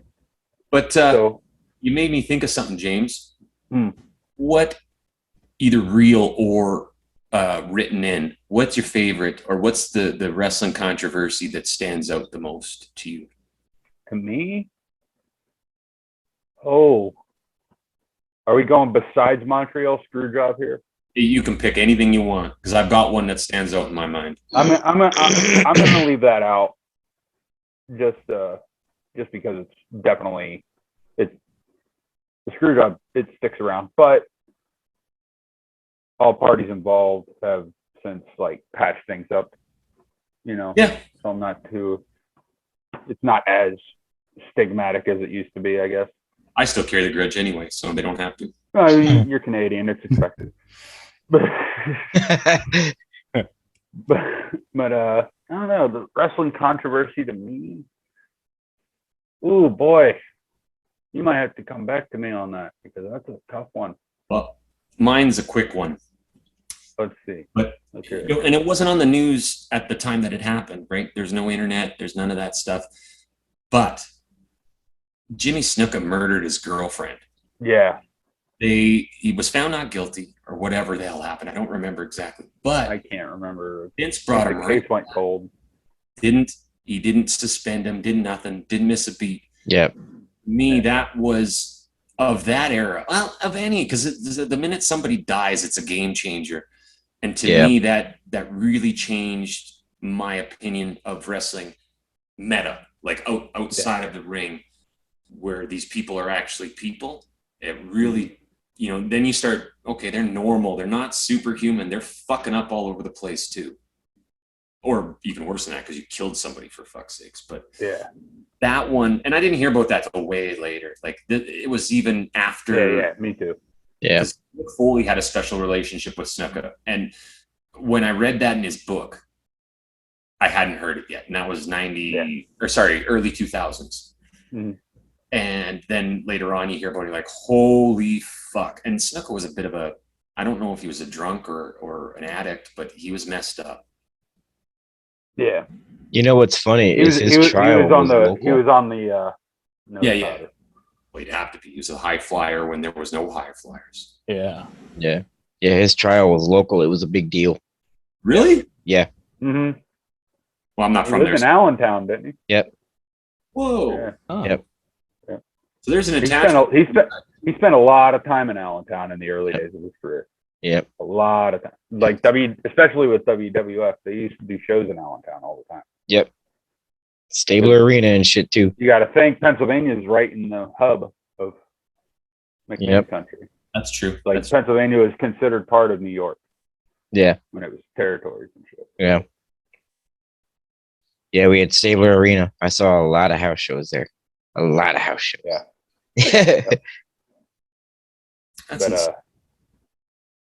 Yeah. But yeah, Jimmy Snuka no longer with us either. That's right. Too. Yeah. What I liked he passed away shortly after they dismissed the case because he was found unfit to stand trial because he was dying anyways. He had dementia. Yeah. And he was in advanced cancer. Yep. So what I liked about Snuka though is when they do their everyday shows and you knew they were just going to be fighting jobbers. There was him and the Brooklyn Brawler because they weren't a name. And you're like, okay, this is a real match. Right. Even though he was going to lose and you knew it, it was like, okay, but this is Superfly. Like this, he's not just a nobody. This is a real guy. Yeah. I met him when he was one of the guys I met the night of the Abdullah the Butcher show, where he actually, Abdullah the Butcher busted this guy open. He was wrestling a guy called the Wolfman. Didn't look like a werewolf. He was just a gross looking bald white guy in black tights, and Abdullah beat the shit out of him. But anyway, but this guy's blood got on my buddy's program for the night, so he keeps it and he has it framed and all that shit. Oh shit, that's cool. That's awesome. Blowing Superfly, but Superfly. Anyway, we're going into the show and I see Jimmy Snuka and Tony Atlas sitting there. Table signing autographs, and I'm like, oh, and I had just watched a program called it was on MTV called True Life, and they had one about professional wrestling. Yep. And Tony Atlas was on there. Yep. So I had just watched him on television, and I was like, oh shit, it's that guy. Yep. Okay. And then I thought I recognized Jimmy Snuka, but I couldn't put the name to him. I was like, I know this guy, but he was selling Polaroids. So my mom gave me $10 to get a Polaroid with him. Then he signed his name, and I was like, oh, okay. All right. Really? He was a really nice guy. Yeah. I was 11 years old, and I was just as tall as he was. It blew my mind because I like after he signed my Polaroid, I realized who it was. I was like, man, he looks so much bigger when I saw him on Survivor Series 96.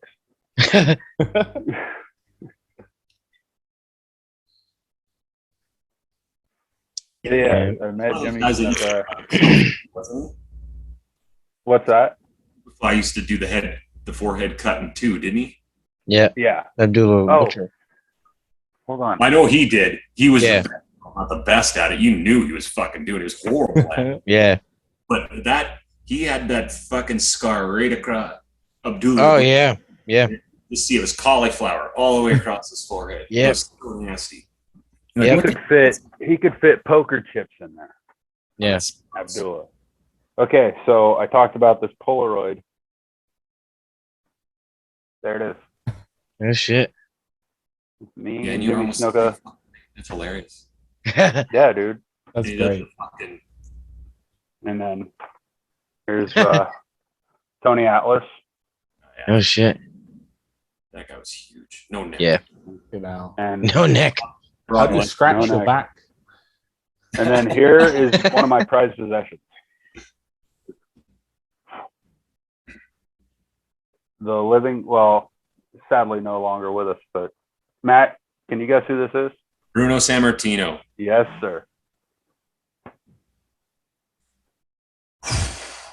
Yeah. That was a different era too. Like even it was. I didn't realize the magnitude of meeting him until later on, but I get to say I have an autograph from Bruno Sammartino. The thing is that the magnitude didn't happen till later because they were just him, Killer Kowalski. A lot of those guys were just wrestlers, right? Yeah. It was not what it became with Vince. They were regional guys. No. Right, but Bruno set the stage. Oh yeah, because he was an immigrant from Italy. Proud to be from Pennsylvania now. He had become a citizen, considered Pittsburgh his home, and he's a fucking god in Pittsburgh. I believe still to this day. Yeah. And so, like, he set the stage, set the tone for what the WWE champion should be. And that's why I'm kind of bummed out with the current booking of it these days. Yeah. Because, like, no, I don't expect the champion to hold the title for 8 years. I don't want that, because it's not believable. You know what I mean? Yeah. You can't pull it off these days with the exposure that they have. But I don't know. They don't know what they're doing with it, is what the problem is. It's sort of an identity. Yeah. But Bobby Lashley is the current WWE champion. I think he's the most believable champion they've had recently. Bobby Lashley? Yeah. Bobby Lashley. I didn't believe it at first, Matt. But I watched, but he has gotten a lot better with his mic skills, and his in-ring work has improved. So I can get behind it. I remember when they tried to make him ECW champion. He was ECW. Yeah. They still tried to get him over, and that was fucking awful. In WWE CW. Yeah, they gave Vince the ECW title for like a month just to try and get Lashley over. I'm sorry, I had to Google that. I knew he was a fucking mixed martial artist first. Like he's no, he wasn't. He was in WWE first, and then he went to MMA. Oh, I don't. That's not really how it works. When you train your whole life, you're an MMA guy. He was a wrestler. He was a wrestler in the army. Yeah, but I knew that name somewhere. But he was in MMA for a little bit, because he was after the army, he started training to be a wrestler. Yeah, and then he went to WWE. Then he left WWE, did MMA, and he was still wrestling for other promotions. Yeah. Someone else did it that way too. Bob Sapp. The Sapp brothers did it that way too. And they didn't stick around in wrestling as long as, say, Lashley did, because, I mean, he's still fucking there. But they jumped at the chance to go to Japan because they knew that no matter what, they were going to be awesome, right? They're bigger than three people there could sit on each other's shoulders and not be as tall as either one of them. And they were animals. They were professional football players, and they were scary, and 8 feet taller than the average Japanese person. Right. Absolutely. I didn't mean that as insufferably as I said it. But, short person approved. Yeah, we've got the Smurf here. It's okay. Jesus Christ. I mean, if I ever met James, he'd be like 6 feet taller than me too. I'm not saying it because I don't like short people. I am short people. Dude, I'm only 5'11". Yeah. I'm old and I don't stand up So am straight. I. I have 6 or 7 inches at Neither least. do I. Not just That's why I'm only 5'11". I used to be 6'1". I used to be a lot of things. Get it? I used to be a lot of things. I had dreams, man. Yeah, no, I didn't parlay my martial arts career into wrestling. I just decided that getting my ass kicked in the real setting was enough. I didn't need to, or even worse, didn't need to act it out and then get hurt. That'd be that fucker that took bumps, and then hooked your toe on the way out of the fucking ring and rip your fucking leg off or something. It's like that meme. Oh, I'm not even gonna say it. I got a meme idea. You got a meme for it? No, I got a meme idea for it. Oh, okay. Stay tuned. I thought you were gonna show another McGregor one. Oh, the McGregor meme. Cat dancing champion of 2021. Oh, damn. That fucking dude, you should go into WWF right now. But you're not winning any real fights in the MMA no more, bud. You go be a showboat. Go Ronda Rousey the fuck out of that. You can go get into a pub fight with Sheamus. Ooh. Speaking of like accidentally getting yourself hurt in the ring, one of the worst things I've seen like while watching wrestling and made me like jump out my fucking chair was, I think it was Cesaro hitting his teeth on the top turnbuckle and knocked his teeth in his gums. Just the thought of that I couldn't handle. Fucking stuff, man. Nope. Fucking don't call him the Swiss Superman for nothing. That just and he finished the match. Yeah, just seeing that fucked me up. Speaking of which, Matt, I know you hate the guy, but Triple H has torn his quads, both of them, on separate occasions. He tore one. Look, the guy can work, man. I just tore his quad and wrestled for like 10 more minutes. Twice. I ripped my ACL playing dodgeball, and I couldn't even fucking stay in the gym. That's what I'm saying. The guy, like, oh fuck. No one can tear their quads better than Vince McMahon coming down to the ring at Royal Rumble. Oh, I thought you were gonna say Kevin Nash. You seen them tear the Vince McMahon ones? Oh my god! That was hilarious. If I'm feeling sad, I will rewatch that just for that. He is so, as far as a worker goes, and he owns the fucking place. But you know, for just an old dude that exercised, boy, could he take a tumble. Oh yeah.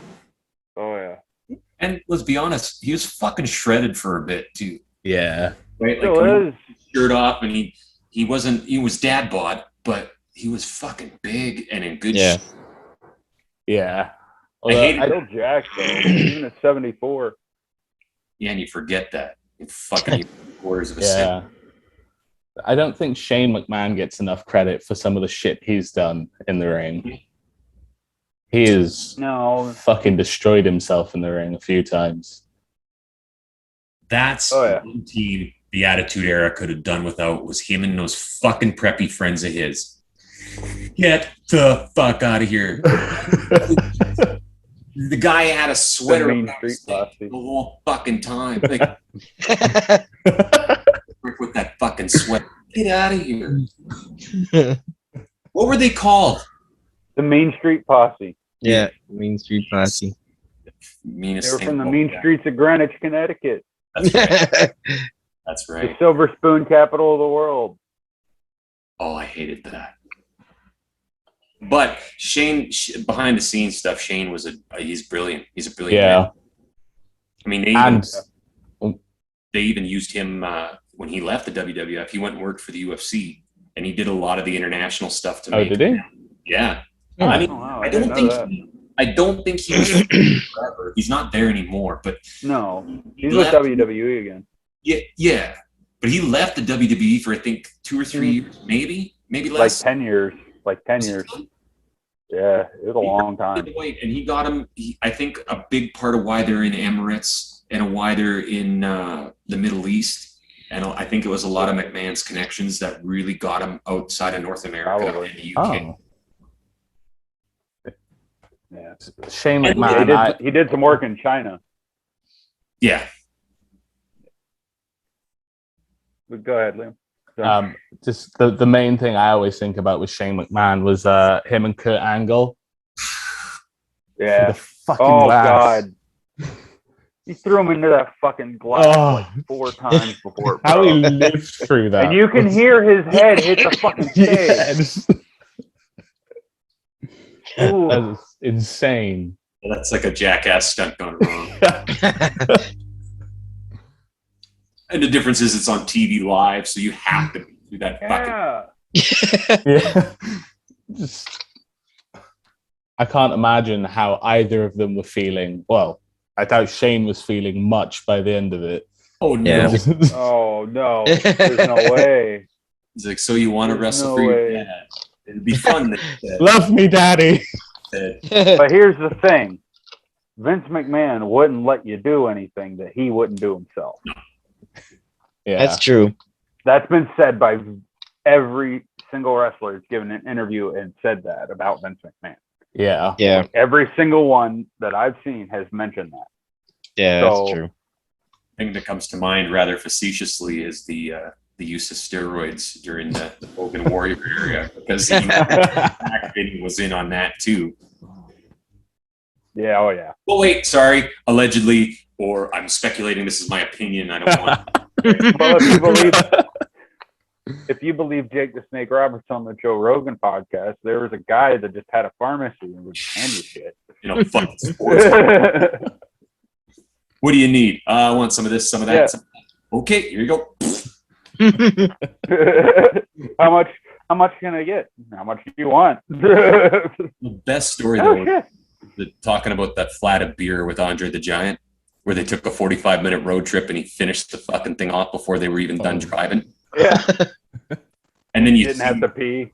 He's holding that old timey can of Molson when he was in Canada, and it's fucking it's like this big.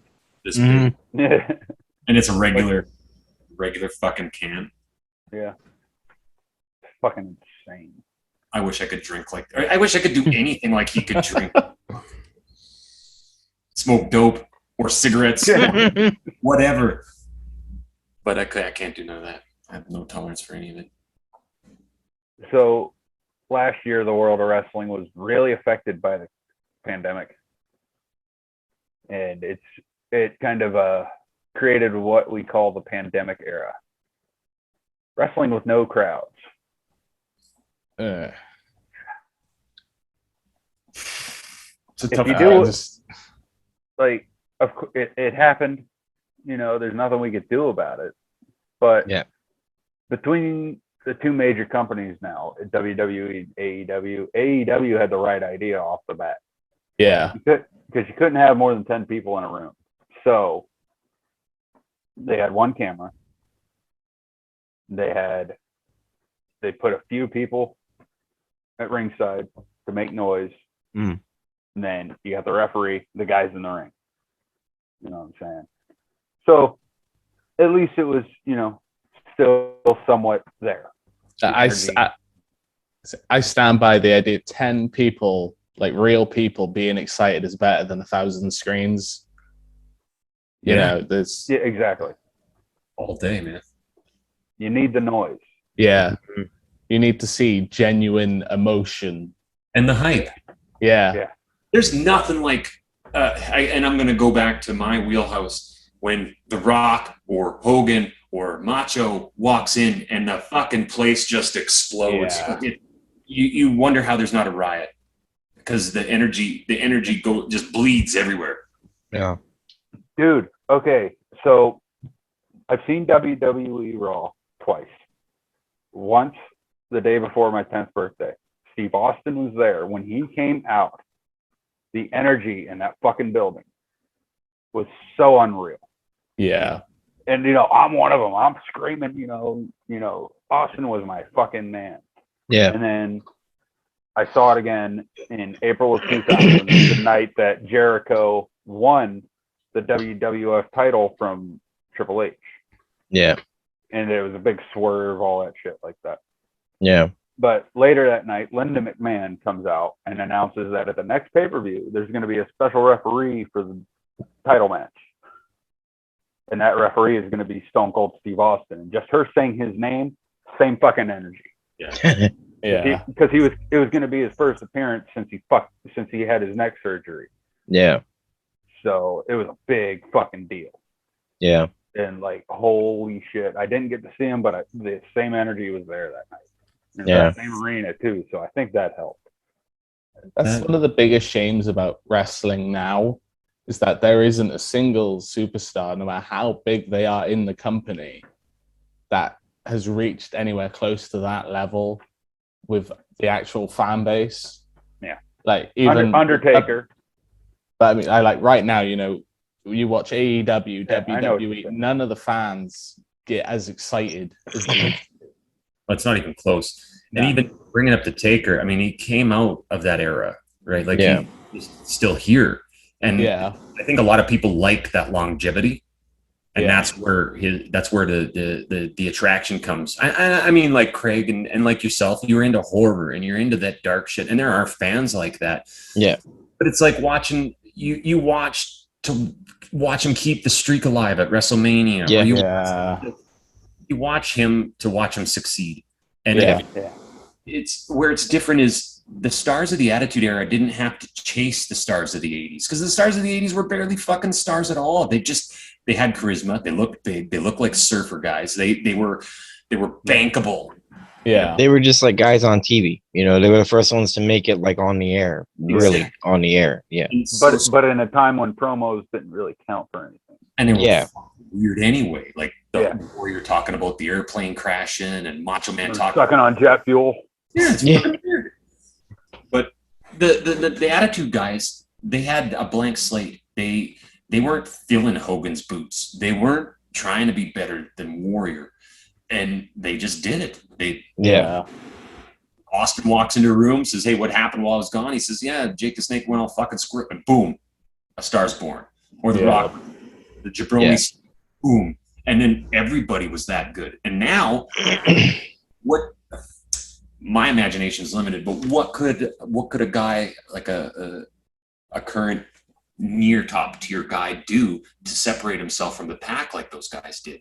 And you're not going to where everybody can do it like in the Attitude Era. There was room for middling guys to be big guys just because they said fantastic shit.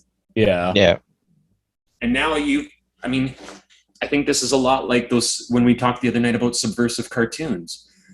To be subversive now, to be the wrestling to advance wrestling culture, you're gonna get post-pandemic era shows where they have masks or where somebody's an anti-vax or you know, like how they used to make with when Vince was in the hospital, Mankind would come in with a fucking sock.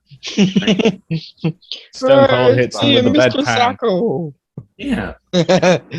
You're not getting that anymore. And I mean, there's no way Ben is still fucking wrestling at 74. Get out of here. He's gonna die. Yeah, he doesn't get physical anymore. No, of like, course not. Every now and then he'll take a bump, but it's not going to be anything major. It's more a fake punch or more a staged punch than getting fucking what was Triple H's finisher where pedigree. Pedigree. Double underhook face buster. By a guy that's fucking 400 pounds and 7 feet tall. Jesus. Vince bumps now like how Linda McMahon bumps taking a stunner. It's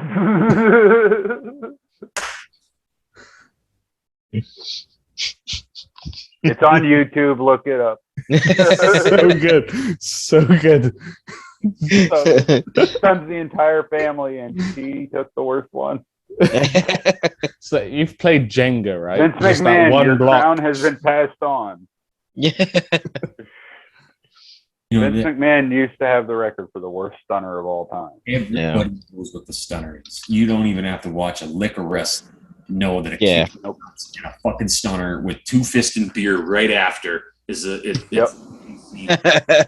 that's solid gold in any setting. Yeah. At a wedding, whatever. Fucking wedding and fucking 2 fist alcohol. It's rock star for the rest of your life, even if it's I used to drop stunners on kids in the playground at school. I wanted to do a real one. Just like remember the metal jungle gyms? Yep. Like how they always were over like gravel. Yep. Like fuckload of gravel. Yep. Like those pebbles. So I would do it there because it hurt less, because it would just kind of give way under it. So we'd be wrestling and I'd hit them with a stunner. That was one of the ones I liked the variations on. Like that was the diamond cutter was essentially a stunner too. Yeah, exactly. And that was one. It was versatile, but it's not like it was derivative. When DDP did the diamond cutter, you didn't get the stunner vibe because he was doing it off the ropes or he was doing it off of something else. And the way it was delivered was slightly different. Yeah. It's kind of like he would land on his back more than on his ass. Yeah. It's kind of like when you compare Randy Orton's RKO to someone like Matt Hardy doing the Twist of Fate. At the end, it's the same thing, but the build-up is completely different and it makes it feel like a completely different move. Yeah, it's a different vibe entirely, and both look fantastic. Yeah. Kevin Owens does it pretty good. Kevin Owens. Yeah. He does it a little bit of justice, but nothing beats Steve Austin. But he did get Steve Austin's permission. Yeah. So he went straight to Steve Austin and was like, "Hey, do you care if I use the stunner?" That's awesome. Yeah, it was great. So across time and space and multiple fucking realities, best finisher. Best finisher. Tombstone.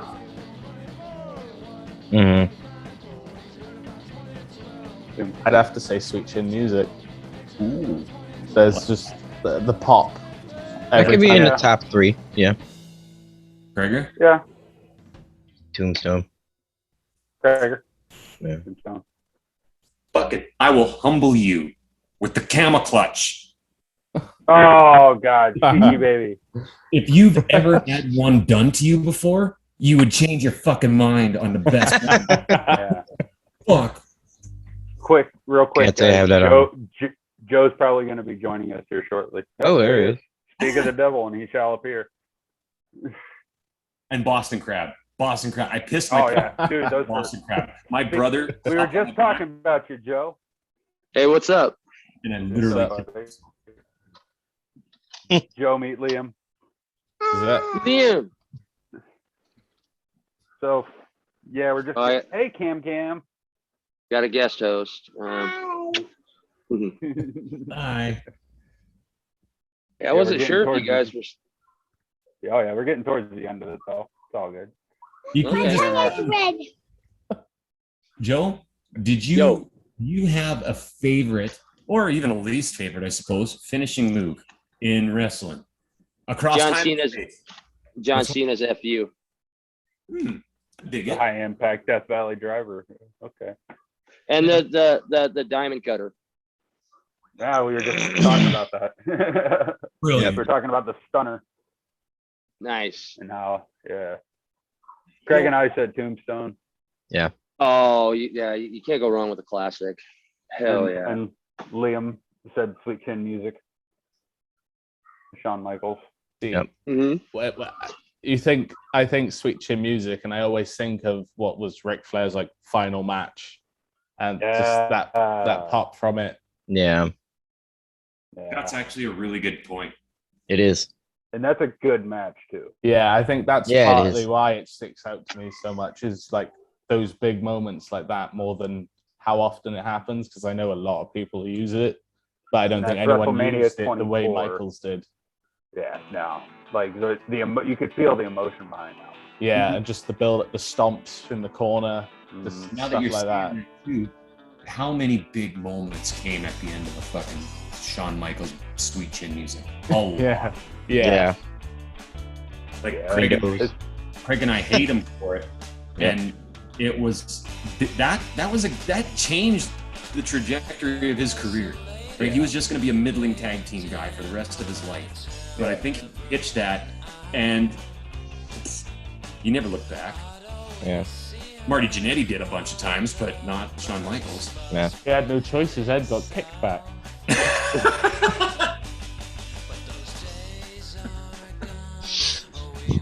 I think it's my favorite rocker too. That's why. Yeah. Marty Jannetty was your favorite rocker. Oh boy. I didn't like the long surfer hair. I hated it. Yeah. And then he goes through a window and it's like, oh, motherfucker, you gonna get I knew it, you son of a bitch. Isn't that how they introduced Kevin Nash? Was his bodyguard? Yeah. Big Daddy Diesel, Big Diesel or whatever. Big Daddy Cool, yeah. Yeah, Big Daddy Cool. But, with the leather. Before that, he was in WCW as Vinny Vega. Right. Oz. I want to say he had another character too. It could be wrong though. But then he came into WWF as a Diesel. Yeah. And then him and Razor Ramon. Razor left just for the money and fuck up W. It's like they almost did it on purpose. And the NWO happened. Yep. Hey, let's see if we can get Vince Russo fired. Okay. Yeah, for fuck's sake. It didn't work. No. Last guy they fucking fired. Oh my god. Can you imagine being That's for 10 another. That's for a Jim Cornette podcast. And they go, hey, we're gonna bring some nobody in and pay him fucking $16 million over 3 years. What do you think, Ted? Yeah, go for it. Do it. Yeah. What are you, high? He's just rich. He can do what he wants. Yeah. Starting all your shows at 5 minutes past the hour. Get the fuck out of here. Yeah, right.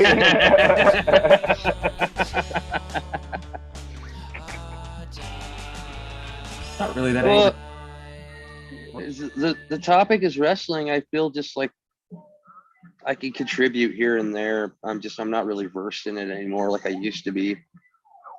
Oh, me neither. No, you're good. We've covered a lot of ground. So Yeah, I think we're catching around the end now.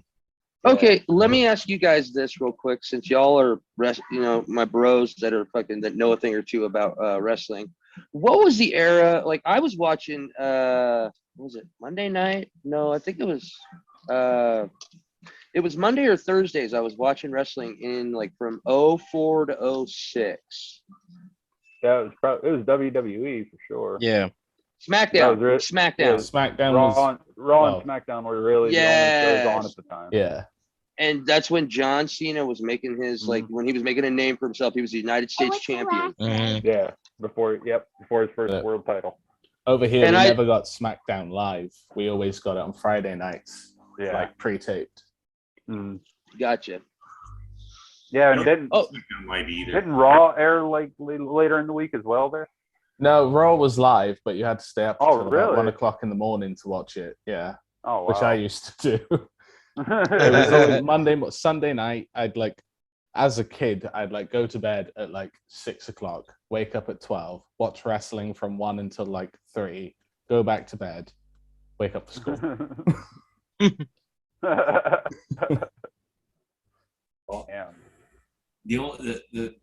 My story like that was, and it's the only one I remember from Superstars of Wrestling on Saturday night.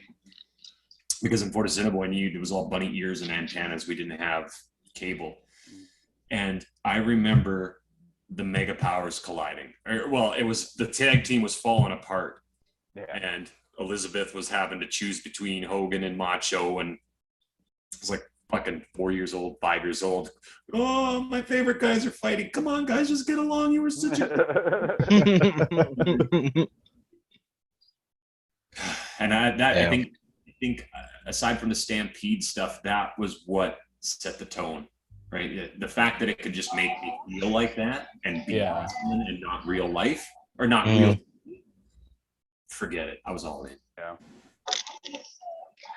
Hey, real quick, can I say one thing? This isn't wrestling related, but just Mage, this is for you, buddy. My roommate surprised me with this when I got home because he's a manager at a Walgreens. Oh, sick. Oh, nice. Neck. Beautiful. Oh, and he will never come out of this. It's the only Funko that I got that's not Star Wars related. And look, he's part of a little set. Shipwreck, Dr. Mindbender, and Zartan are also in that set. Nice. In keeping with the theme of my podcasting handle, G.I. Joe. Unfortunately, all he is missing is his parrot, but I have an original Shipwreck. You got Shipwreck. Holy shit, dude. Yep.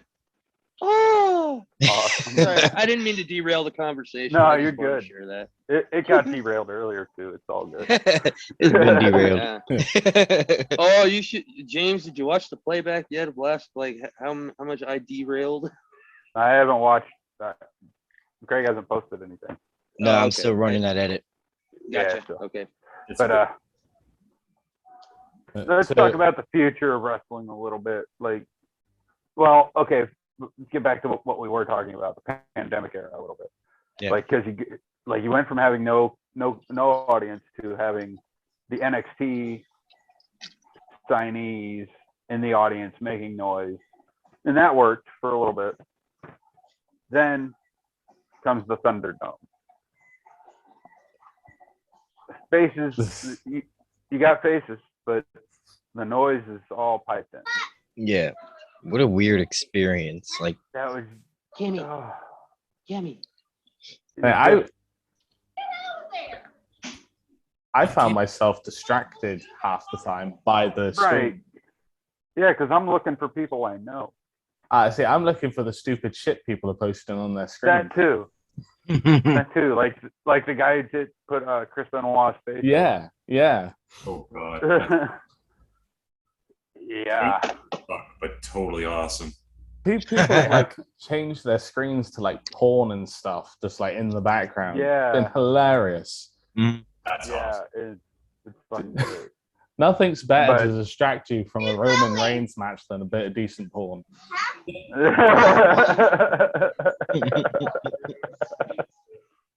Last night was the last Raw of the Thunderdome era. Yeah. So they're going back on the road this week. Starting with SmackDown. all right. But we this past WrestleMania, I got to talk about this a little bit. They had a crowd, and I got to tell you, as a fan, to see and hear a live audience, touched my heart. I got emotional. Like, yeah, I got real emotional over it. And Vince McMahon was on stage with everybody, and he did the whole "Welcome to WrestleMania" speech, and it was just fucking gold. Yeah, you know. I think it's probably the best part of both nights. I think the hardest part about being any kind of performer through this would be not having a crowd. Not having that reaction. But nothing psychs you up like people. Yeah. Mm-hmm. I mean, live streams and all that, that's not the same. Even if, like you said, every screen has someone screaming out of it.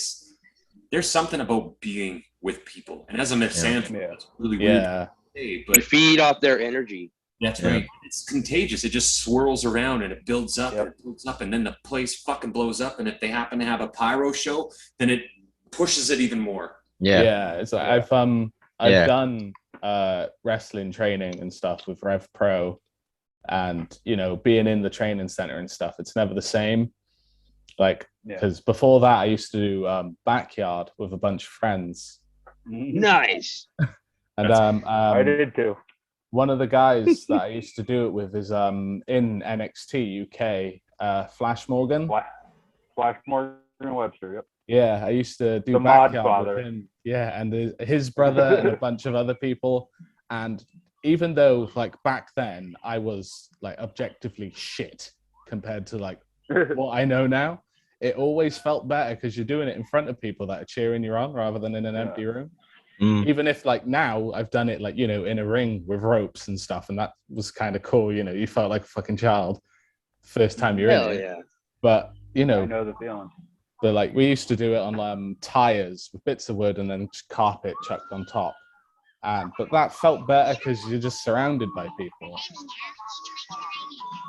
So it's the energy, like Well, and there's something, even when if you're the heel and you're getting booed, there's something about that too.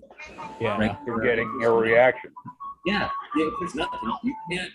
You're maybe you're not going hard enough. Maybe you're going too hard. Maybe you're not selling it, and you're not hearing that bounce back at you, and so you don't change.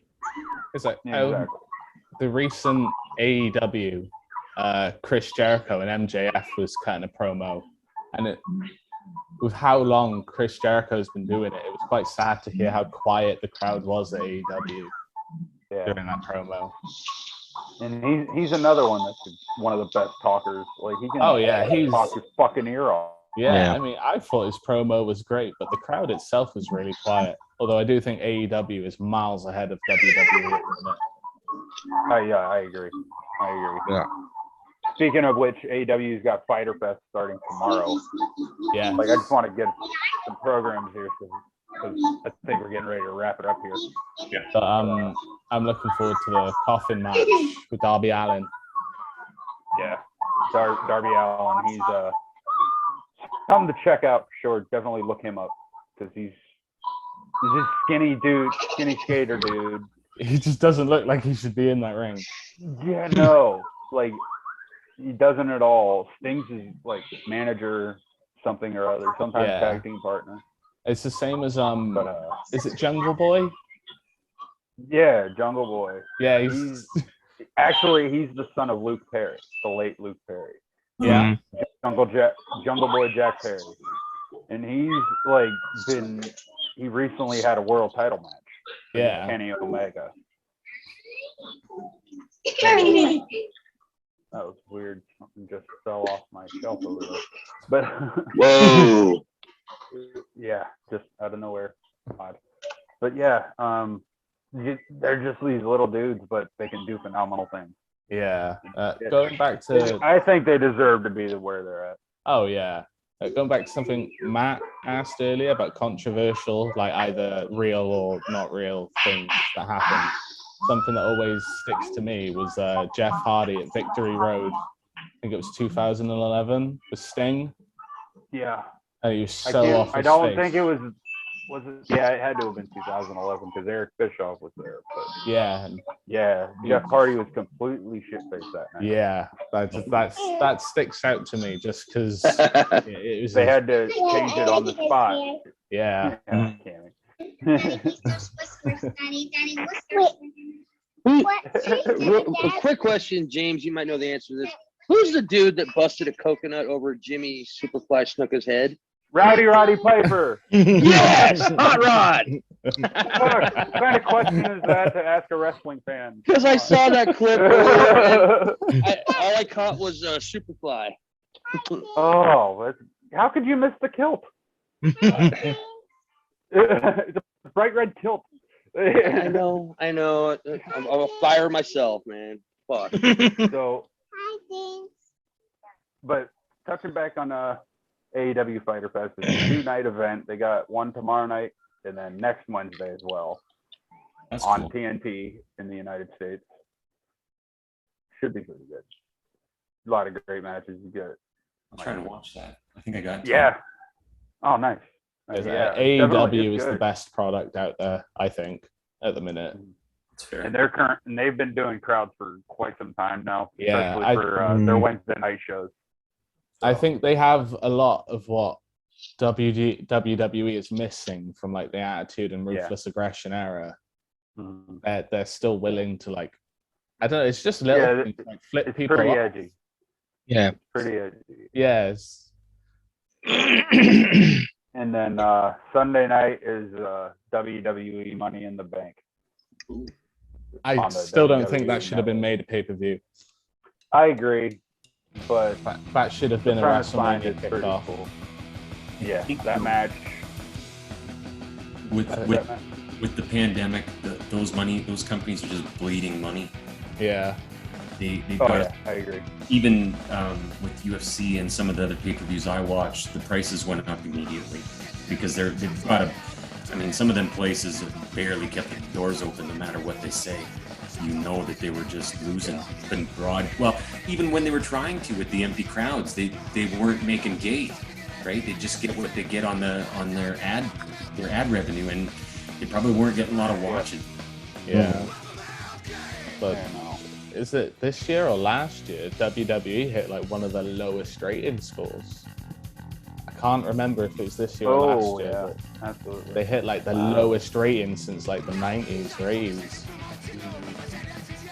Yeah, because that comparison's rough too, because they didn't do a lot of weeknight broadcasts in the 80s. Like there was some, not like there is now. No. Yeah. But Money in the Bank. The match itself should be decent, I think. I think I can't remember who's all in it, but WWE's got such good talent, they're just not using it properly. Exactly. Yeah. Unless you watch NXT regularly, like But my god, those guys.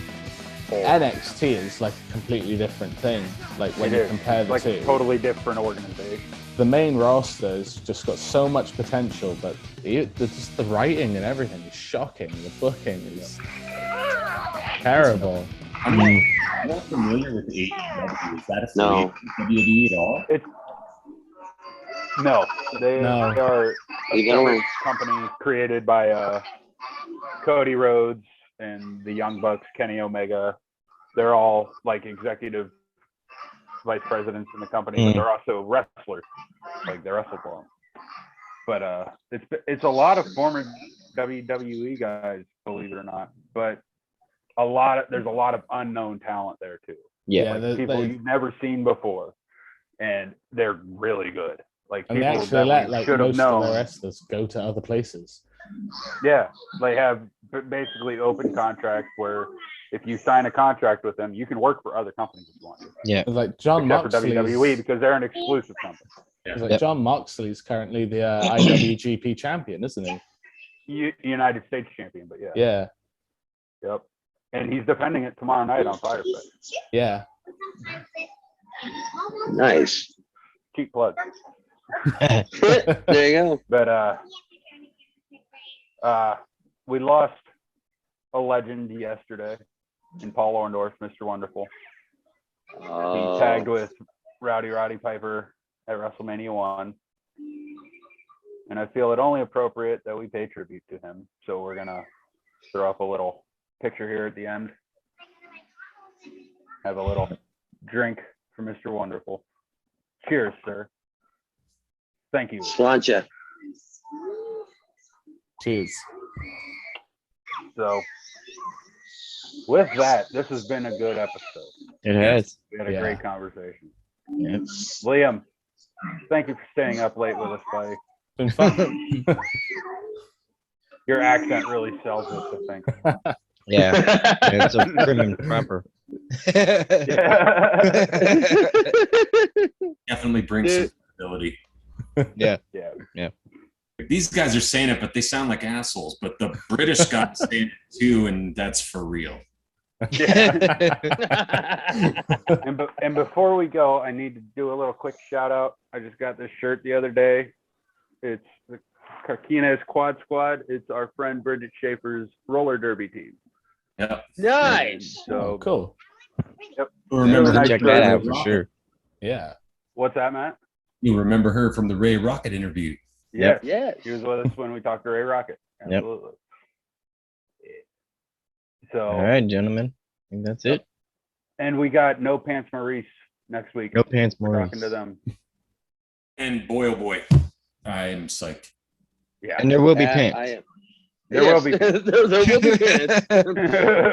What's in a band name? Pants. Answer. Pants. No pants. But, Lliam, thank you again for joining us from England. Yeah, it's been good. Yeah. Man, absolutely. Pleasure We'll have to you on meet you, again. Liam. Yeah, it's been fun. Yep. Absolutely. We'll have you on again down the road. Hell yeah. Until next time, this has been Punk Rock Geek Day. Let's check it out. Introducing the newest WWF wrestling buddy, Big Boss Man and Jake the Snake Roberts. Clonk 'em. Wrestling buddies want to be your buddy. Hey, buddy, what's going on? Nothing, officer. Body slam! Hey, who's the wise guy? Big Boss Man! Murphy. What's going on? Nothing, Sarge. Big Boss Man and Jake the Snake Roberts, the newest WWF wrestling buddies from Tonga, each sold separately. No matter where you are, with thumb rustlers, it's just like being in a wrestling ring. With Hulk Hogan and Roddy Piper. 1, 2, 3, pin! Wherever you are, it's like real wrestling action. With Junkyard Dog and Bulldog. Thumb rustle anywhere with Hulk in the Iron Sheik. Okay, kids, back to class. Wrestle anywhere with Wrestling Superstars Thumb Rustlers, new from LJN.